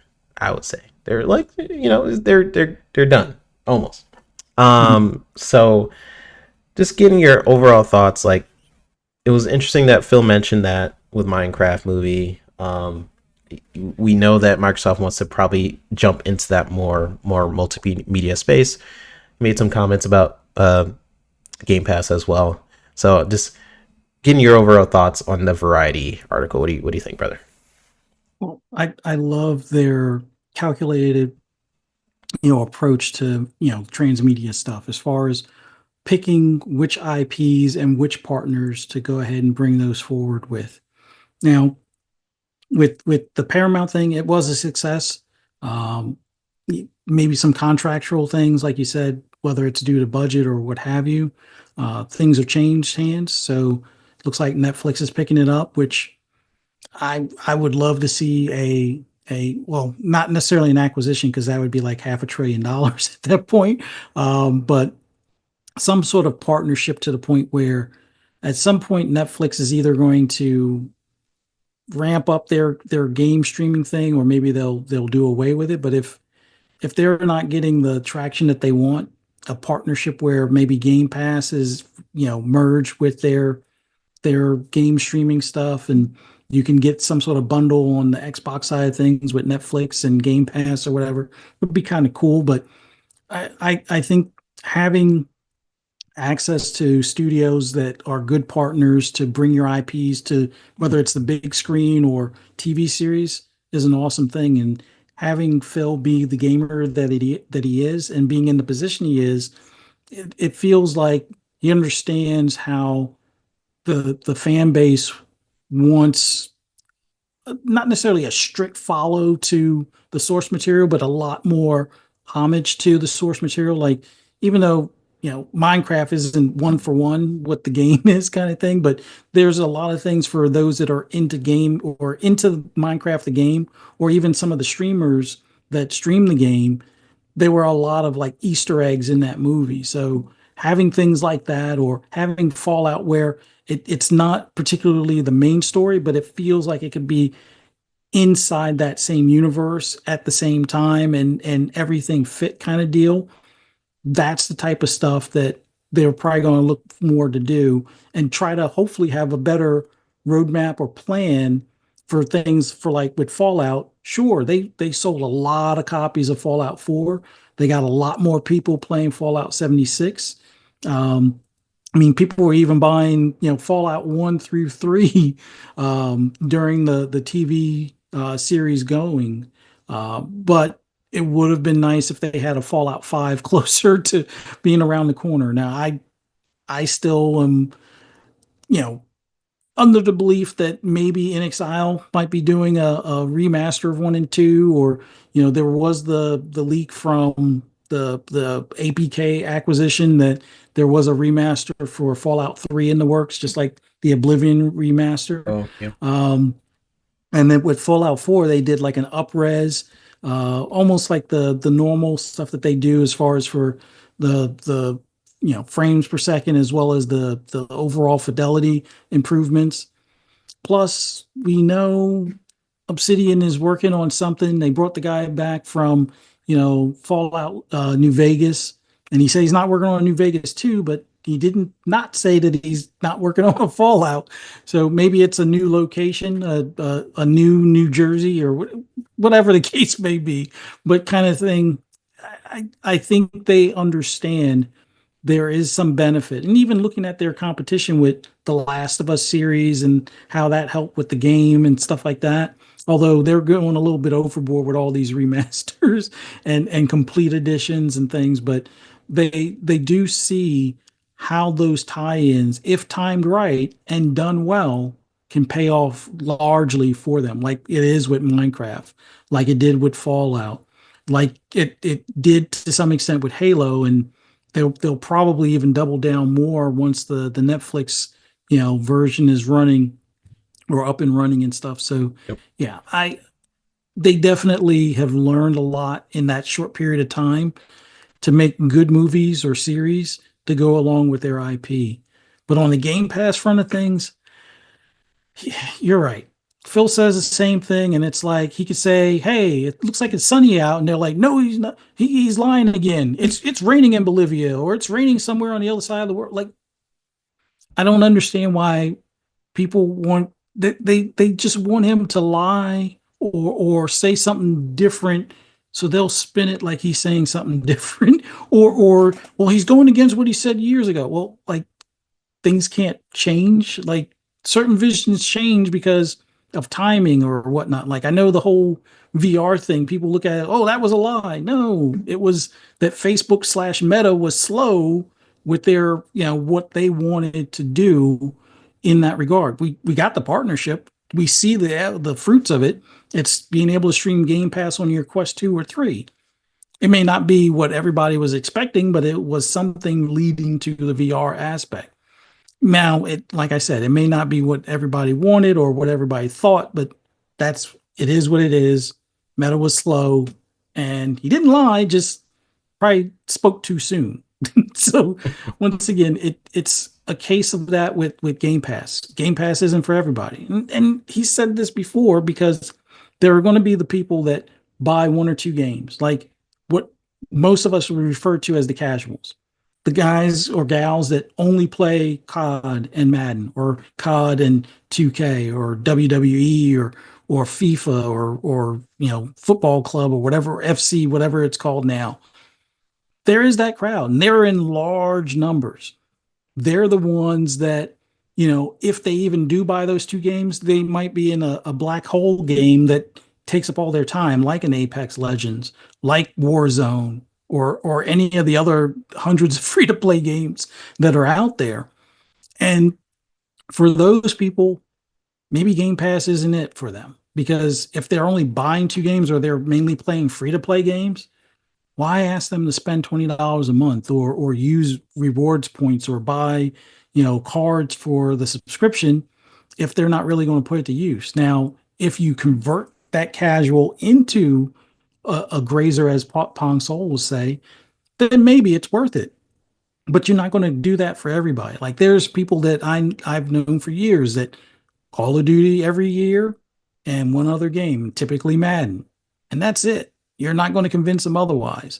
Yep. It's like, oh, they'll see me play a game, like, oh, what's that? Oh, it's Sifu. What's that? Oh, it's a kung fu flick movie in a video game kind of thing, Yeah, and it's it's like awesome. that And they're scene like, in oh wow, that's Fallout great. when they leave the shelter. They're like, what, another game? Like, Like, they're not going to buy it. Like, they might play it, like, if they're visiting at your house, or if you got it on like a Steam Deck, or some sort of portable or handheld, but they'll get bored of it, 2 hours in, if they even make it the 2 hour point. So Game Pass isn't for that individual.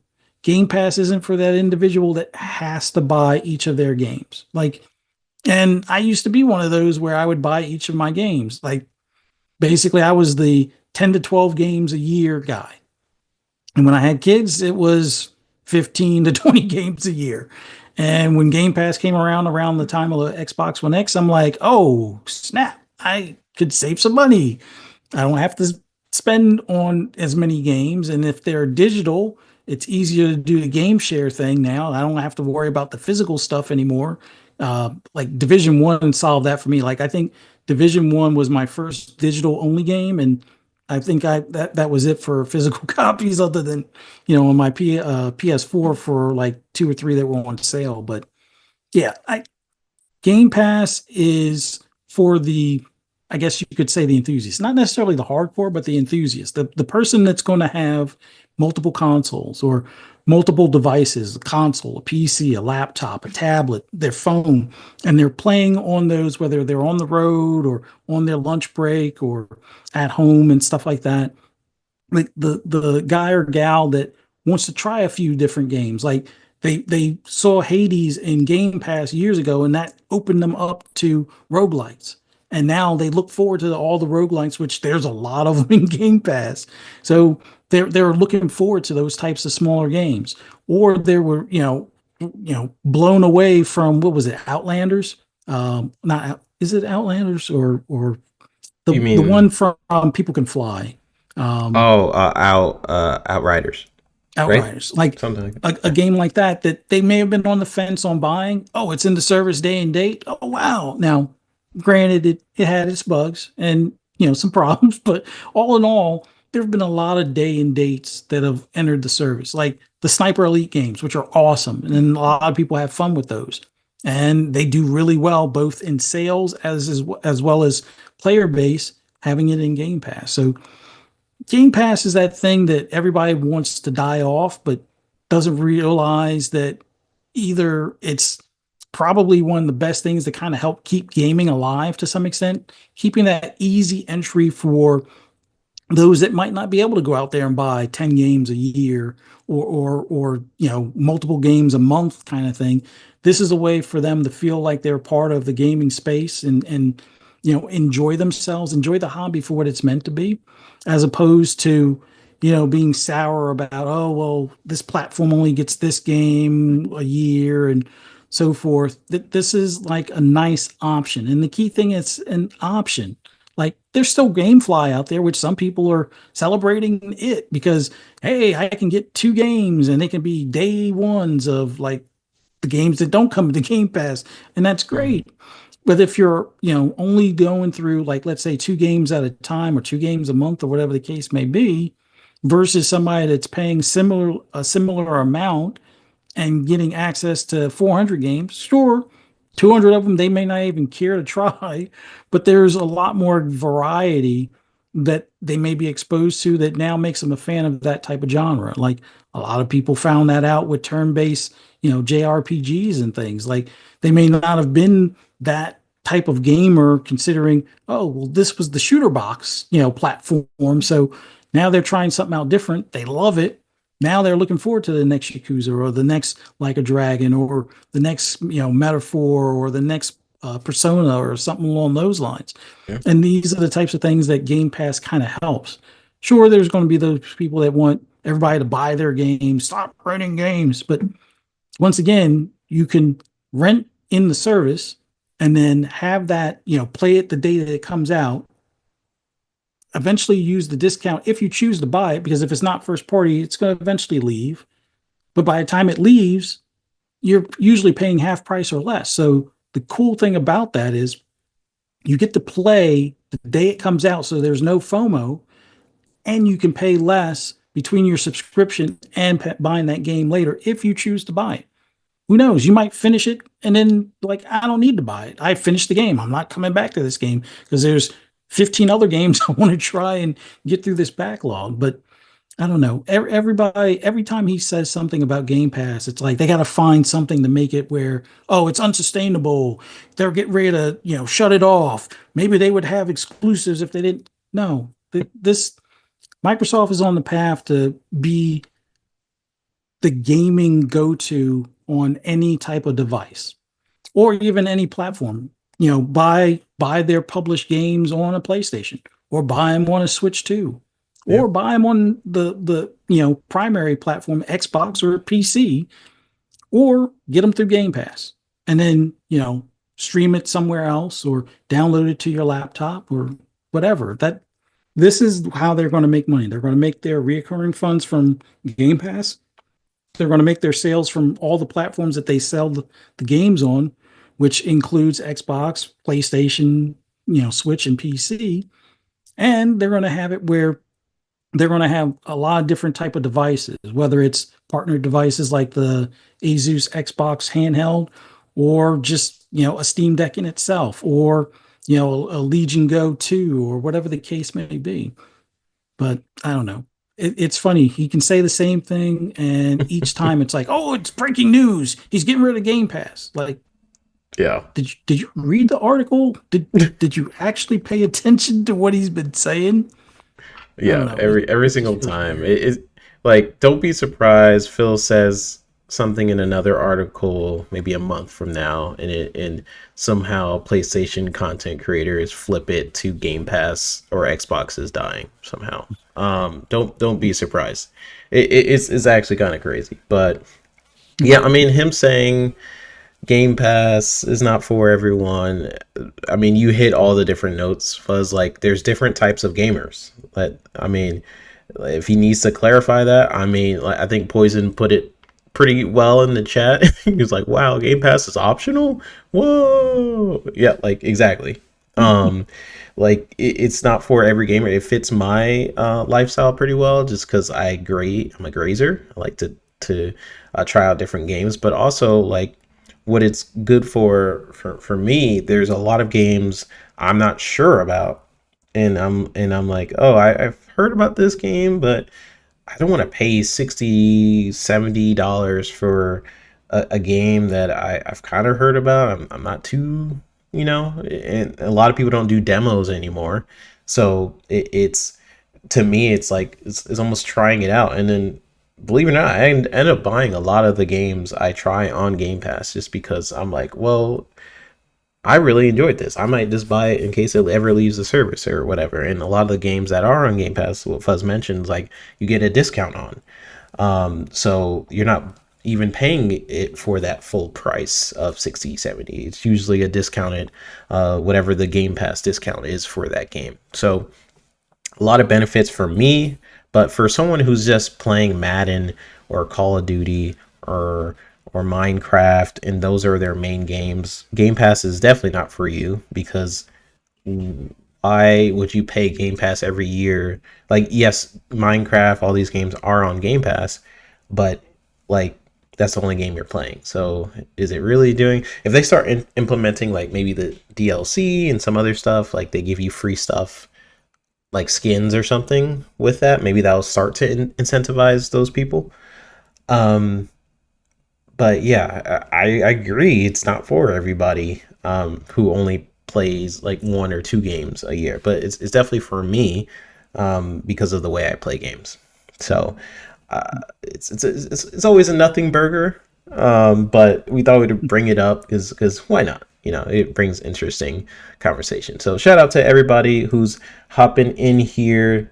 Hey, look, I've been disguising the video problems I've been having. I feel like pretty well. I mean, we're stuck on this screen, but hey, it looks like it's like a screenshot of Phil. We're talking about Phil, so it's hey, like it's going well. Shout out to everybody popping on in here, Big Matt, Mo, Poison, and everybody. We'll read some of these comments, and then we'll head into the final topic, which will be interesting. We had Max saying the Halo show was fire. I will say I'm a huge Halo fan, right? Halo is like the reason why I'm in the movie industry, why I learned how to animate and do videos, and what reason why I'm even podcasting is because of Halo. Um, there are moments in the Halo show where I was like, this was freaking dope.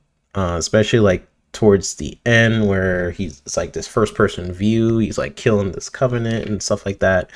There are moments where the Spartans really felt like Spartans, like they were powerful. Um, and I'm like, that's how a Spartan should be. They should be like, you look at them, you're just intimidated how tall they are. They definitely hit some check marks.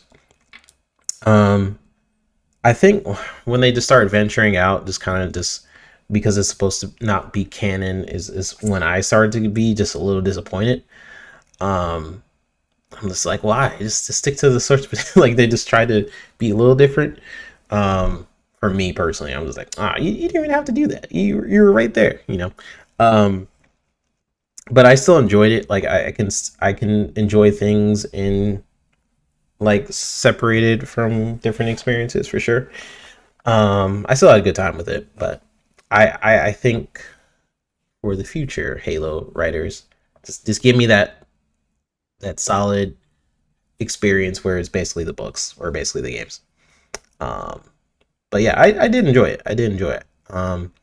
We had Nisa Hauer. Basically, they're talking about like the comments that was from like The Last of Us, like the creator of Last of Us, kind of talking about like him saying there was some, yeah, his is pretty inconsistent in my opinion. Just how everything went down.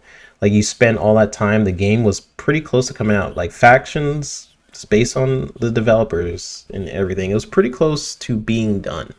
So it's just inconsistent with like you're about to release the factions.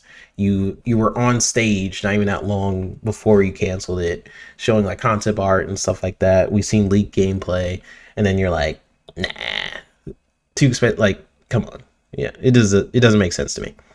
Um, Pete Manuel says, but he's garbage. Yeah. Um, reading. Oh, you guys are talking a lot. Um, Poison says, yes, it's nothing burger. Big Matt Mo says there's so much more they could have done with the series.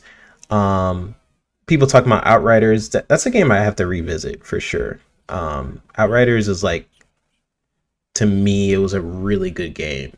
Yeah. When I played it. And I don't even know why I stopped playing it. Like it hit a lot of marks for me. Like I love the gameplay. I like, it was fun.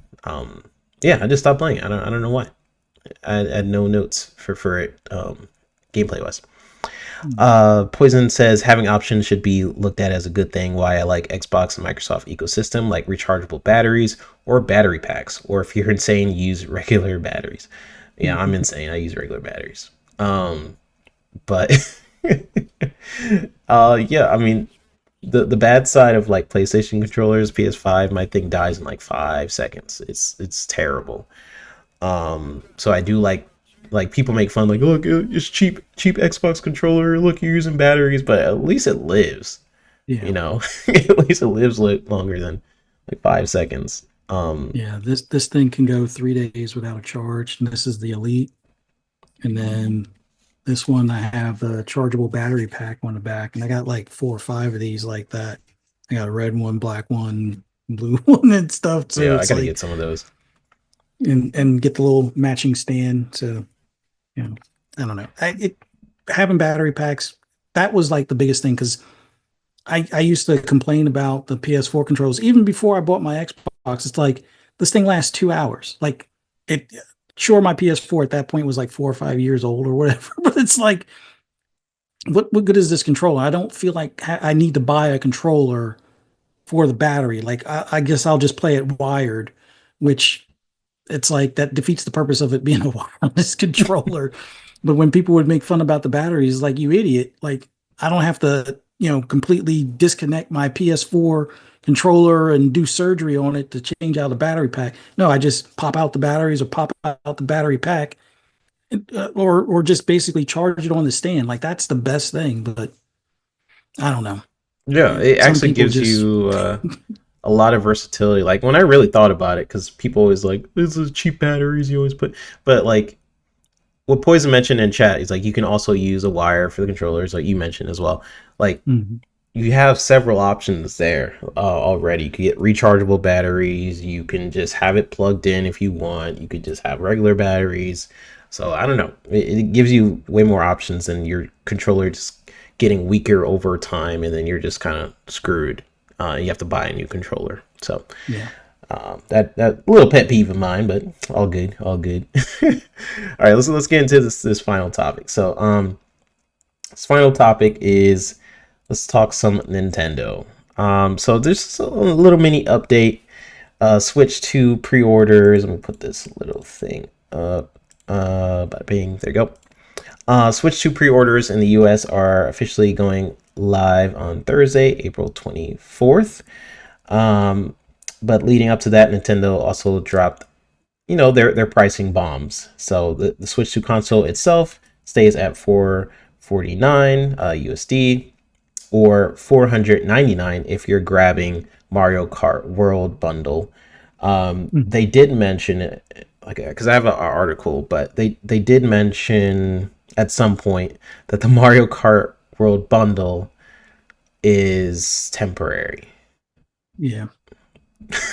It's just like, oh my gosh, it does remind me of the when they were selling Super Mario Sunshine, very briefly. Like they put these limits on digital games as like, well, it's gonna, we're about to be run out. I'm like, this is a digital copy, but they're like, yeah, look, we're running out. Woo. um crazy. And then they Yeah. confirmed that some accessories are going up in price, and being blamed on the tariffs, as we talked about on the last episode. So new Joy-Con 2 controllers are now $95, up by $5. The Switch 2 Pro controller is $85 now, and the new Switch 2 camera also bumped to $55. Nintendo says it's all because of changes in market conditions, which we know all about, the tariff wars going on right now. Mhm. And they're holding off on raising the console price for now. I like how it says for now. Nintendo left the door open. They said other products could also see price adjustments in the future depending on market conditions. So the fact that it's going up, but they're like, hey, this could go up even more. I'm like, yay, that's awesome. Um, so yeah, to me, it's like they're slowly kind of testing the limits of what people will accept, and Nintendo fans can accept quite a bit, in my opinion. So some of the launch games like Mario Kart World and Donkey Kong Bonanza will stay priced at $80 and $70 at launch. So we're not going higher just yet, but you can already feel that $90 game era creeping in. Um, Mm. yeah, and so to offset some of the impact, Nintendo's reportedly diverting more production to Vietnam to dodge China-based tariffs, as this article says. So they're trying, but it's clear that they're not eating those costs; they're passing them along to us. Yeah. Um, but I seen somewhere that, like, they're trying to dodge it. Like they've done that in the past. I don't know how accurate this article is, because they have done that in the past to avoid tariffs. Um, but I'm pretty sure Vietnam also got hit with similar tariffs. Maybe I'm wrong. But anyways, Well, they got hit with tariffs, but they're a lot lower than what they are in China. Like mm, most of them were paused. Like I used to be great at math. I'm not in the mood for doing a lot of math now, but it was one of those things where I think the world got like a 10% bump that may not have had tariffs before. And then um, Vietnam got like an additional 34%. So that should have made it mm, like 44% or somewhere roughly around there. yep. Um, but now they're on hold other than the 10%. So the additional 34 or 40 something percent that they So were it's going to just a little get for bit lower. Vietnam, it's at least on hold until July, and then there might be more targeted tariffs, possibly. We don't fully know. I don't even think the administration knows, but there is that possibility. So that's, I think, part of the reason why Nintendo's like, for now we're not going to raise the prices on these. But it seems like, from my understanding, for the American market, they're going to use the ones produced in Vietnam solely for America because the rest of the world isn't putting extra tariffs on China. So any of the other ones that are shipping to any other part of the world will probably come from China, but to the US, they'll probably be only from Vietnam. And if something goes on beyond the 10%, maybe they eat the 10%, maybe they don't. If it only goes up 10%, that's like $5, give or take. So it Mm. won't be so bad for the consoles, but Yeah, Nintendo's yeah, like, I don't care about the whatever you guys are paying. It's like goodness gracious. $80 Mario Kart World is where we're at, apparently. yeah. Um, it's And crazy. I watched the direct for it. I mean, it's a Nintendo game. I'll be the first to admit I'm not the biggest Nintendo fan. I was always a Sega fan. I guess it's their equivalent of Forza Horizon because of the vastness of the map now and all the other things you can do. But it's priced more than Forza Horizon 5, which that's like the bar. I mean, it's not a kart racer. I get that. But that's a game where you have realistic graphics, realistic cars, realistic, characters. Yes, they're not Nintendo IP characters or anything, but like that, I don't want to give Microsoft any ideas. I'd be more willing to pay 80 for Forza Horizon, which I don't want to do. I'm fine with 70 at this point. I think when Forza Horizon 5 came out, it was 60.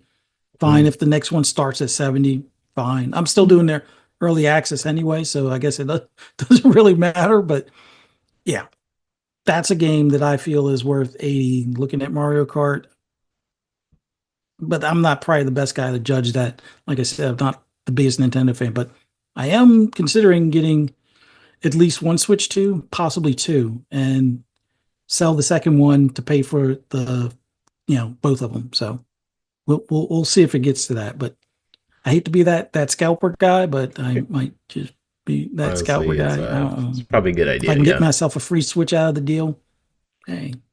yeah. But Especially if we get like two and then price those and then use that Mhm. to buy another one and you just keep doing it, which I'm sure Yeah. scalpers are doing.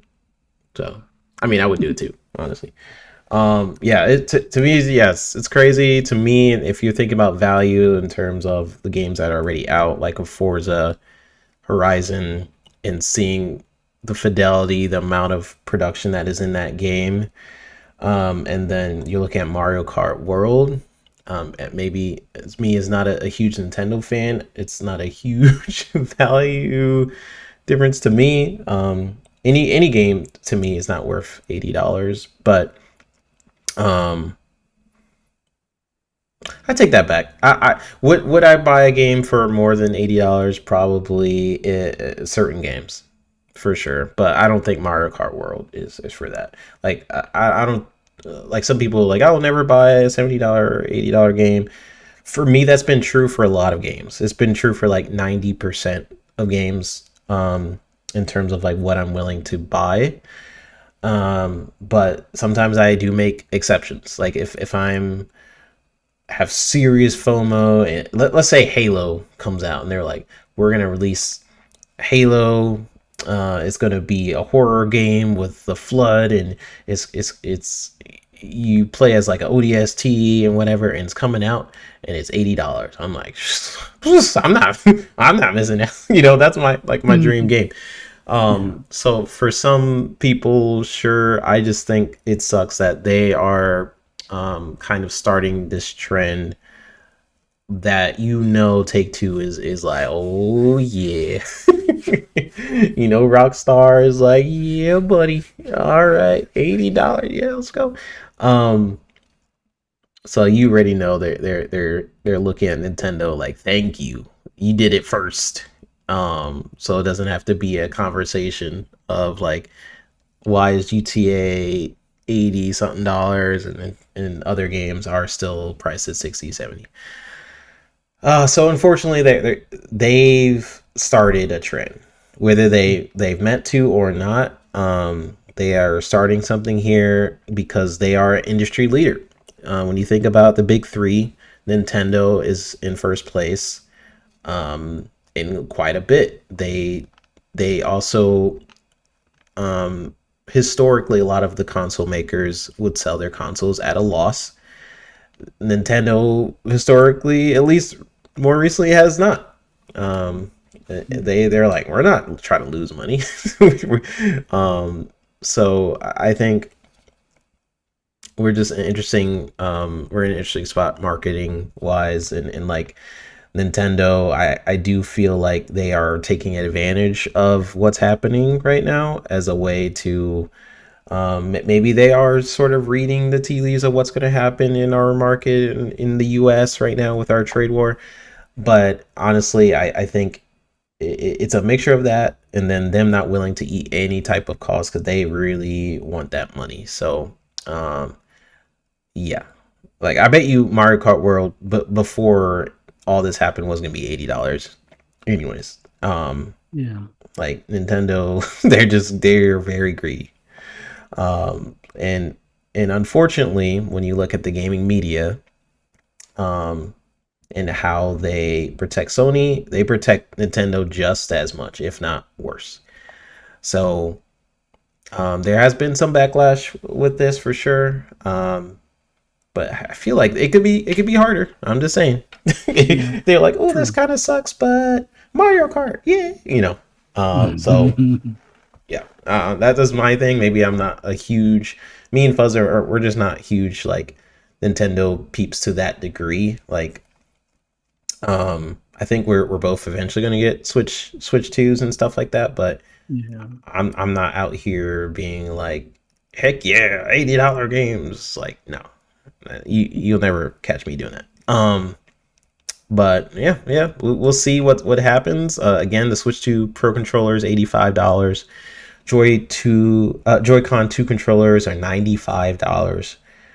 So hey, I mean, super expensive. I don't think it's worth it, but that's where we're at, unfortunately.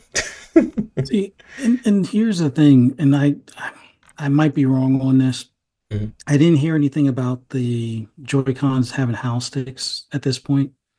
So, like, if it was house sticks and 95, I might be okay. Like, okay, we don't have to worry about stick drift. No problem. Yay. They fixed the glitch kind of thing. But I almost guarantee you they're almost like the same, It's you like the same know, parts. yeah, same basic sticks all over again. So we'll see how fast stick drift happens. But yeah, that's I don't know. I feel like the pricing of games, and some people are like, oh, well, we haven't had a price increase in games in eons. Okay, I hear you. Back when games were 80 and $90 or 100, in some cases $200, they were cartridges which had, chips inside that. So you were paying for the hardware in the hardware of the cartridge. So um, it made more sense. It was like you were selling a mini console in a console kind of thing. And that higher price was warranted for the stuff that was included. Yeah, there was no Ever since they digital went to back then. disc, prices should have fallen through the roof. Well, they kind of did. And since they are still on disc or digital, like you would think digital would be even cheaper considering it costs pennies on the dollar to store stuff on a server that's spun up to, have people download from, especially if the game is an online game and they have the infrastructure for online and storage and whatnot. So things should be cheaper. Now, I do like the fact that they have a price different for digital and physical, but I wish they were lower in the sense like digital being below $70 or below $60 even, and maybe Mm, physical is capped at 60. That to me would have made sense where there's that $10 differentiation and digital being lower, but it shouldn't be like 70 and 80 or 80 and 90, which still haven't gotten all confirmations on because there's even those key cards, which is basically the game isn't on the card or on the cartridge. mm. Um, it's just the downloadable key, which has been the case with a lot of CD or Blu-ray games for a while now. I mean, some still have it where the game is on there, but if it's more than 100 and some odd gigs, a lot of times they won't put the full game on there. Yep. And plus, by the time you get the game, 2 months later, there's so much extra content or updates that it's going to exceed what they would have put on disc anyway. So it's weird start for Nintendo, but I still think they'll sell a ton of these things. I expect scalpers to be a problem again, so I'm going to be Yeah. camping out at GameStop on Wednesday. But other than that, yeah, I'm not a fan of the pricing for the games. Like Take Two is going to look at this and be like, "Hold my beer," Yep. and that's not what I want. Like, I don't want to spend $100 on a base game. $100 on a ultimate or premium edition where it's like extra skins, extra content, early access. Okay, but $100 and it's just the base game. Oh, by the way, multiplayer sold separately. You can kiss you know where at that point. I ain't paid it. Yeah, yeah. And I put a poll in the chat. I'm just curious of what you guys think. Like, be honest, right? There's certain games I'm sure you guys are willing to up it a little bit. But some people have a hard cutoff. They're just like, nah. Once it reaches this, and no. For me, that is a majority of most games. I'm not willing to go up to $80. That's just fact. But there's certain things I will do it for. Yeah. So I don't have a hard no. Like some people hate microtransactions and stuff like that. I do microtransactions. Um, so like I'm a gamer. I if I want something, everyone has a different point of value for sure. But to me, Nintendo just this is like a lot of highway robbery going on, especially with like the C button. Like you can't use the C button unless you pay the subscription. Just stuff like that. Okay. That they're doing with the Switch 2 that they clearly are just trying to get as much money as out of people as possible, whether that's the C button, whether that's upping the price of controllers, or even the tutorial game that should come with the Switch 2 to Oh showcase the yeah. features of the Switch 2, and they're choosing to use that to like you have to buy the tutorial game. It's just Yeah. it adds up to me like a different reasons why I feel like Nintendo's being super greedy. Um, but not enough people are gonna call them out for it, and we'll see. We'll see what ends up happening. If it affects sales or not, I honestly don't. I think Nintendo is such a powerful name that it's not. I think it's still gonna sell out. I think it's still gonna sell super well. Um, Yeah. so, well, we'll see. All right, well, we're Yeah. gonna end the poll. Any last comments on that, Fuzz? For me, GTA at 80. Um, I voted no, but I have Hmm. a feeling I might bend the knee on that one. If it comes to PC day and date, uh, I'm I won't say I'm definitely going to bend the knee, but I would more likely bend the knee buying it on PC at 80, even though that goes against the whole PC creed, I guess you could say. But knowing that the community will mod the crap out of that game, I think at that point it'll probably be worth it. But for console at 80, well, first of all, it's only going to be 30 frames, so I'm not wanting to spend 80 on that. hmm. And I would rather play it on my PC. So I'll see how far I can hold out. I think I can hold out for a few months, and then by that point, there'll probably be another game out there that I'm busy playing, which more than likely will be Outer Worlds 2. Oh yeah, So yeah, we'll see. yeah. We'll definitely see. I think I've been waiting for GTA for way too long. I don't know. I don't know if I could do it. It's like I'm just itching, just thinking about GTA 6 coming out. Just like ooh. So it's gonna be harder for me. But $80, this is hard for me. Like $80, goodness gracious. All right, let's end the poll and see what you guys are saying. I asked the chat for our audio listeners: will you buy GTA 6 for $80? 71% says no. 28% says yes. This is out of 14 votes. So Dang. Okay.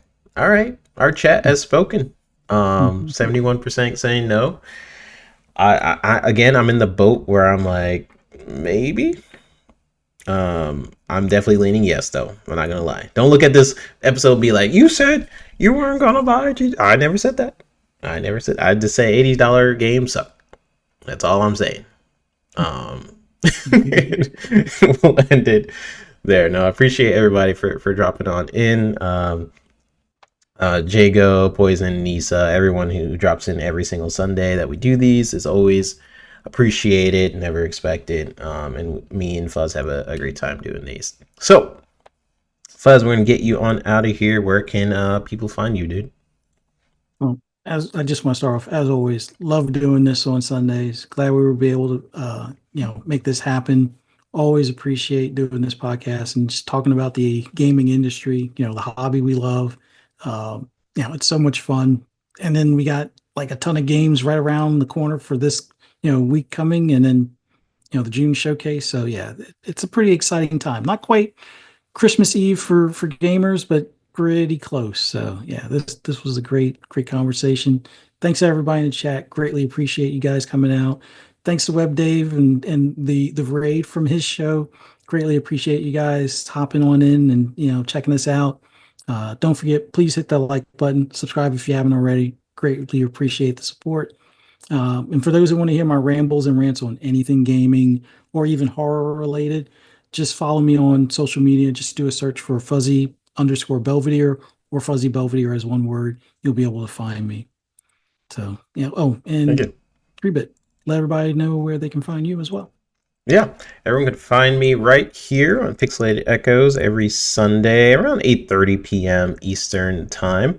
And on Fun Speculation FSP tomorrow, we will be basically what we call PXE Part 2. Anything we talked about here, basically expand upon. Sometimes we go to sleep, we think about certain things like, hey, should have said this, or Yeah. we think about certain topics further. So definitely check us out on there. If you agreed with us or not, let us know in the comment section down below. Don't forget to subscribe for more content from us. And Poison, lastly, he says, now I have no problem on keeping my word, no GTA. We'll see, buddy. When that trailer comes out, I'll be looking at you. I'm just saying. I'll be seeing what you say. That first trailer is going to be amazing. They do some good trailers for GTA. But no, appreciate everybody for dropping on in. We'll see you guys on the next episode of Pixelated Echoes. Bye, y'all.